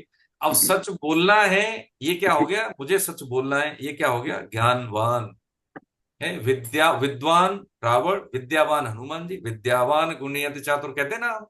हाँ, तो विद्या वही जो धारण करे, आचरण में उतारे। धारण का मतलब जैसे कपड़े हमने धारण किए, ऐसे ही विद्या को धारण करने का मतलब है कि विद्या से क्या होता है? व्यवहार डिलीवर होना, बातचीत करना, कार्य करना। यानी जो भी हम एक्ट कर रहे हैं दूसरों के प्रति, समाज में रह के, वो उससे पोषित हो, वो है ज्ञानवान। और ज्ञान एक सूचना है, हम जानते हैं, ठीक है। हाँ, हम यहाँ खड़े हैं, चलें कहीं नहीं, तो वो कोई मतलब नहीं है, वो तो सूचना मात्र है। इससे कोई लाभ नहीं होता उससे। ठीक है सर। हरे कृष्ण। ओपी यादव साहब कुछ कह रहे हैं सर, अनम्यूट कर लें अपने आप को। हम्म। जी साहब। सर मैं ये पूछ रहा था, कुछ मित्रों से मैं मिला था, हम्म। तो काफी मैंने बात की इस बारे में जो हमारी क्लासेस चल रही है आपके साथ हम्म। में। हम्म। तो उनका ये पूछना था, क्या कोई इंग्लिश में भी है सेशन? हाँ, इंग्लिश में सेशन है, क्यों नहीं। इंग्लिश में है, उड़िया में है, और आपके इसमें जो गुजराती में है, इंग्लिश में है। तो इंग्लिश वाले कहाँ का के, लिंक बाहर कैसे रहते हैं देंगे? क्या? बाहर रहते हैं क्या? बाहर रहते हैं, बाहर रहते हैं सर। अच्छा ठीक है, कोई मेरे बात को नहीं, इंग्लिश में है। इंग्लिश में है। जब हिंदुस्तानी है कि बाहर के ही, मतलब कोई बाहर के हैं, वो मेरे को ट्रेनर थे, मतलब मैं को ट्रेनर था उनका। अच्छा अभी अच्छा अच्छा। पीछे होकर हाँ स्विट्जरलैंड में नहीं, एक इंग्लिश में प्रोग्राम है, इंग्लिश में है। तो मैं आपको बता घूमने गए दूंगा। थे। आप मेरे को मैसेज तो डाल वो देना मुझे ताकि मैं बता भूलूं नहीं। देना सर, मैं उनको भेज दूँ, क्योंकि मैंने नहीं, उनको ये किया कि भाई इंग्लिश की गीता तो मेरे पास है, तो वो तो मैं दे दूंगा आपको। हाँ नहीं, ठीक है उसमें। लेकिन सेशन सेशन का आप मुझे बता देना नहीं सर। नहीं, इंग्लिश की किताब भी है और इंग्लिश की क्लास भी है। गुजराती की भी क्लास है, उड़िया की भी क्लास है। आगे समय में बंगला की भी क्लास हो जाएगी। कुछ साधक बन रहे हैं। इंग्लिश की भी क्लास हाँ हमारे पास अथॉरिटी मिल जाएगी। देखो, मुझे तो हिंदी में इतना प्रेम है कि मैं तो, देखो जी, उससे भाव प्रकटन तो होता नहीं जो हमारी संस्कृत में और हिंदी में है। लेकिन फिर भी जैसे यूथ आ रहा है, मैं तो कई बार बोला, भारती जी की पकड़ तो हिंदी में भी आ गई, इनकी इंग्लिश में भी अच्छी पकड़ है। तो इसमें से यूथ जो है बहुत अच्छा कर पाएगा सेतु का जो काम, कि उनको बता सकें चीजों को। ठीक है, तो कर सकते हैं उसमें। ठीक है। और हमारी हाँ। क्लास एग्जिस्टिंग है इंग्लिश की, आगे आने वाले में से इनको ही बोल रहे हैं हम, लेकिन अभी तैयार हो नहीं रहे हैं। ठीक है, हेमकेश जी बैठे हैं, कोई लोग हैं इसी इसी हमारे हाँ, हरे कृष्ण मैडम, कविता मैडम कुछ कहना चाह रही हैं। हाँ हरे कृष्णा सर। जी मैडम, प्रणाम। हरे कृष्णा सर। हम्म। सर यहाँ पर एक छोटा सा गांव है, वहाँ पे एक स्कूल है। तो हम्म। वो गीता इंट्रोड्यूस करना चाहते हैं, तो इनिशियली कैसे स्टार्ट करें, क्या करें? बहुत रिमोट एरिया है सर। अरे बहुत बढ़िया। देखिए, इसमें एक काम करें हम, जो गीता भवन में आप जाते होंगे तो यहाँ कैलाश भैया हैं, जो गीता का, जो गंगा जी का वीडियो शेयर करते हैं, मैं वही आप जी सब पे भेजता हूँ उसमें। उन्होंने जी कुछ जी। बच्चों की किताबें हमें की, कुछ आदरणीय बंसल साहब, आदरणीय संतोष साहब ने भी दी, तो उसके हिसाब से हमने कुछ किताबें उनके लिए स्पेसिफिक रखी हैं। जी बच्चा किसी भी क्लास का हो, एक तो मैं आपको व्हाट्सएप भेज दूंगा, ठीक है, जी कौन कौन सी जी किताबें हम लेके जा रहे हैं। सबसे पहले बच्चों को गीता को ज्ञान नहीं देना है, उनको बताना है कि गीता है क्या चीज, किस ग्रंथ का है, कब कही गई, कहानी के रूप में दादा दादी नाना नानी कहते हैं, ऐसे ही हम उसको पकड़ के लेके जाते हैं आगे तक। उसको फिर रुचि आती है। ठीक है, भगवान का एक शंख का नाम क्या है, गांडीव क्या है, गीता क्या है, भगवान ने गीता भी दी, गांडीव भी दिया, क्यों गीता दी, क्यों गांडीव दिया, शस्त्र क्या है, शास्त्र क्या है, उसकी डेफिनेशन का कहानी के रूप में। धीरे धीरे जी बच्चों को जो सामान्य ज्ञान सांसारिक है वो सामान्य ज्ञान आध्यात्मिक हो जाता है उनको। हम भी जी ऐसे ही शुरू शुरू में आप देखें कि इनके यहाँ हमने बच्चों की संस्कारशाला की थी भारती जी की यहाँ, तो बड़ा अजीब सा लगा हमें, तैयारी की बड़ों वाली चीज हम फेल दिखे अपने आप को। लेकिन फिर हमने इस पर काम किया तो उस स्तर पर जाके, तो वो स्तर जो हमने तैयार किया वो मैं आपको शेयर कर दूंगा, ठीक है। जी हाँ, जी वो थैंक आप शेयर कर देंगे, वो सबको कॉमन हो जाएगा कि बालक मान लो 12 साल का बच्चा बैठा है जो समझ सकता है भाषा को, और जो उसमें 22 साल की भी बैठा है बालक, तो दोनों को मेकअप कर लेंगे आप एक ही सेशन में। जी। हरे कृष्णा। हरे कृष्ण। हाँ सर, और किसी का कोई कुछ कंक्लूड सर करें? ये ग्रुप में डाल दीजिएगा ना पूरा, कौन सा सर? ये जो आपने अभी जो किताबों का रेफरेंस दिया था वो। अच्छा ठीक है, मैं ग्रुप में डाल दूं जो बच्चों को, बच्चों, हाँ हम हाँ बच्चों का आप जो। लेके घर में भी पढ़ा सकते हैं। हाँ। बहुत बढ़िया। ठीक है, ठीक है सर, जरूर, बहुत बहुत धन्यवाद। हरे कृष्ण, हरे कृष्ण। हाँ जी, हरे कृष्णा सर। हरे कृष्ण, कुछ कहना चाह अभी रहे वो हैं? एक बात आ रही थी कि इसमें हम्म इंग्लिश में भी कोई कोर्स है क्या? हम्म इसको हम्म हम ऐप हम्म में जाके जब कोर्स रजिस्ट्रेशन करेंगे, हम्म, गीता पे गए, हम्म, गीता के क्लिक करेंगे, तो बहुत वो सुंदर। कोर्स हमने ज्वाइन किया गीता, उसके हम्म, बाद लैंग्वेज पूछेंगे वो। हाँ इट वुड बी, चाहे वो हिंदी में करें, इंग्लिश में करें या उड़िया में करें, 3 हाँ, लैंग्वेजेस की ऑप्शन है उसमें। तो इसमें हिंदी, वो अलग, इंग्लिश, उड़िया, गुजराती। हाँ नहीं, गुजराती करेक्ट की भी सर। ऑप्शन नहीं आई है। अच्छा, नहीं आई। गुजराती की इसमें 3 ऑप्शन ऐड हैं, अच्छा अच्छा। हिंदी, इंग्लिश और उड़िया। बहुत बढ़िया। ये 3 ऑप्शंस हैं, गुजराती का भी ऐड होना है। बहुत बढ़िया। देखो जो हमारे जो संचालक हैं, जो हमारे वरिष्ठ जन हैं, हम्म, जो थिंक टैंक कहा जाता है, आदरणीय एम बी अग्रवाल साहब, बी एम अग्रवाल साहब, आदरणीय बंसल साहब और आदरणीय संतोष साहब, सब जानते हैं तीनों को आप। इनका देखिए सबसे बड़ी बात है, आज हम अधिकतम लोगों को छू पा रहे हैं इनके आशीर्वाद और इनके व्यवहार के कारण। यहाँ पे कोई व्यक्तिवाद नहीं है, कोई पैसे का इन्वॉल्वमेंट नहीं है, कोई ऐसा नहीं है कि मेरा ही हो, मेरा ही नाम हो, तभी हम आगे बढ़ पा रहे हैं। हम अधिकतम लोगों को पकड़ पाए, छू पाए, इनको जोड़ पाए, तो पक्की बात है कि आने वाले समय में हम काम भर का अपने हिस्से का संघर्ष कर चुके होंगे। क्योंकि धन पैसा हम सबके पास है। हम देखें, आदमी पैसे की कमी या भूख से नहीं मरता, अधिक खाने से मर रहा है आजकल, देखें ना चीजें। तो क्या है कि हम उसका सदुपयोग नहीं कर पा रहे, हम बहुत कष्ट में हैं, और ज्यादा भविष्य हमारा लंबा भी नहीं, हम देख लें तो हम समझ नहीं रहे अभी। अजगर की कहानी हमने ऐसे ही नहीं बोला, बहुत निवेदन पूर्वक सोच समझ के निवेदन किया है कि हम बच्चों को जोड़ें, है ना, हम यूथ को समझें और उसको समझाएं, क्वालिटी टाइम दें, और गीता के आश्रय में दे दें। नहीं समझा पा रहे हैं तो हम उसको जोड़ दें, कहीं पे भी जोड़ दें, चाहे ऑनलाइन से, ऑफलाइन से। दिल्ली में तो उसको बोले तू एक बार ये वर्कशॉप कर ले भाई, ये तेरी सर्विसिंग डे है, तेरी अपनी ओवरऑलिंग हो जाएगी एक बार। थिंक टैंक तेरा मतलब अच्छे सकारात्मक रूप से प्रभावित होगा, तू अच्छे बुरे का भेद कर पाएगा, नहीं तो सारी जिंदगी दौड़ता रहेगा भाई, तो कुछ नहीं हासिल होगा तेरे को। आप ऐसे करके जोड़े उनको, ठीक है। हरे कृष्ण, हरे कृष्ण।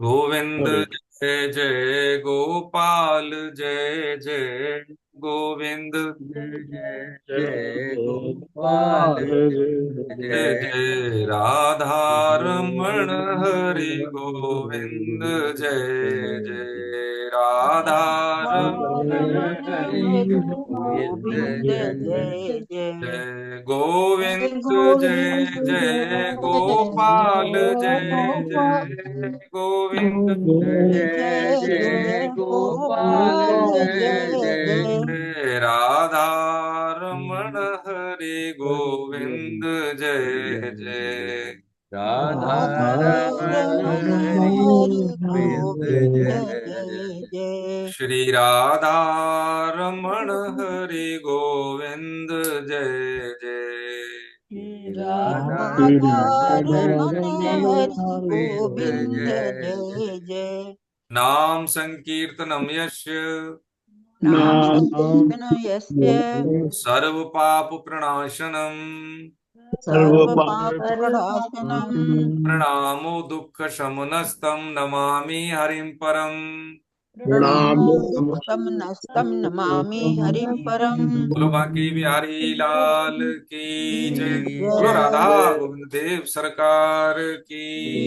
अपने जय अपने गुरु भगवान की। जय और रामचंद्र के, जय पवन सुत हनुमान के, जय उमापति महादेव के, जय देवी देवताओं की, जय सब संतों की, जय सब भक्तों की, जय संत कोट वैष्णव वृंद की, जय दृश्य अदृश्य पुण्य आत्माओं की, जय आज के आनंद की।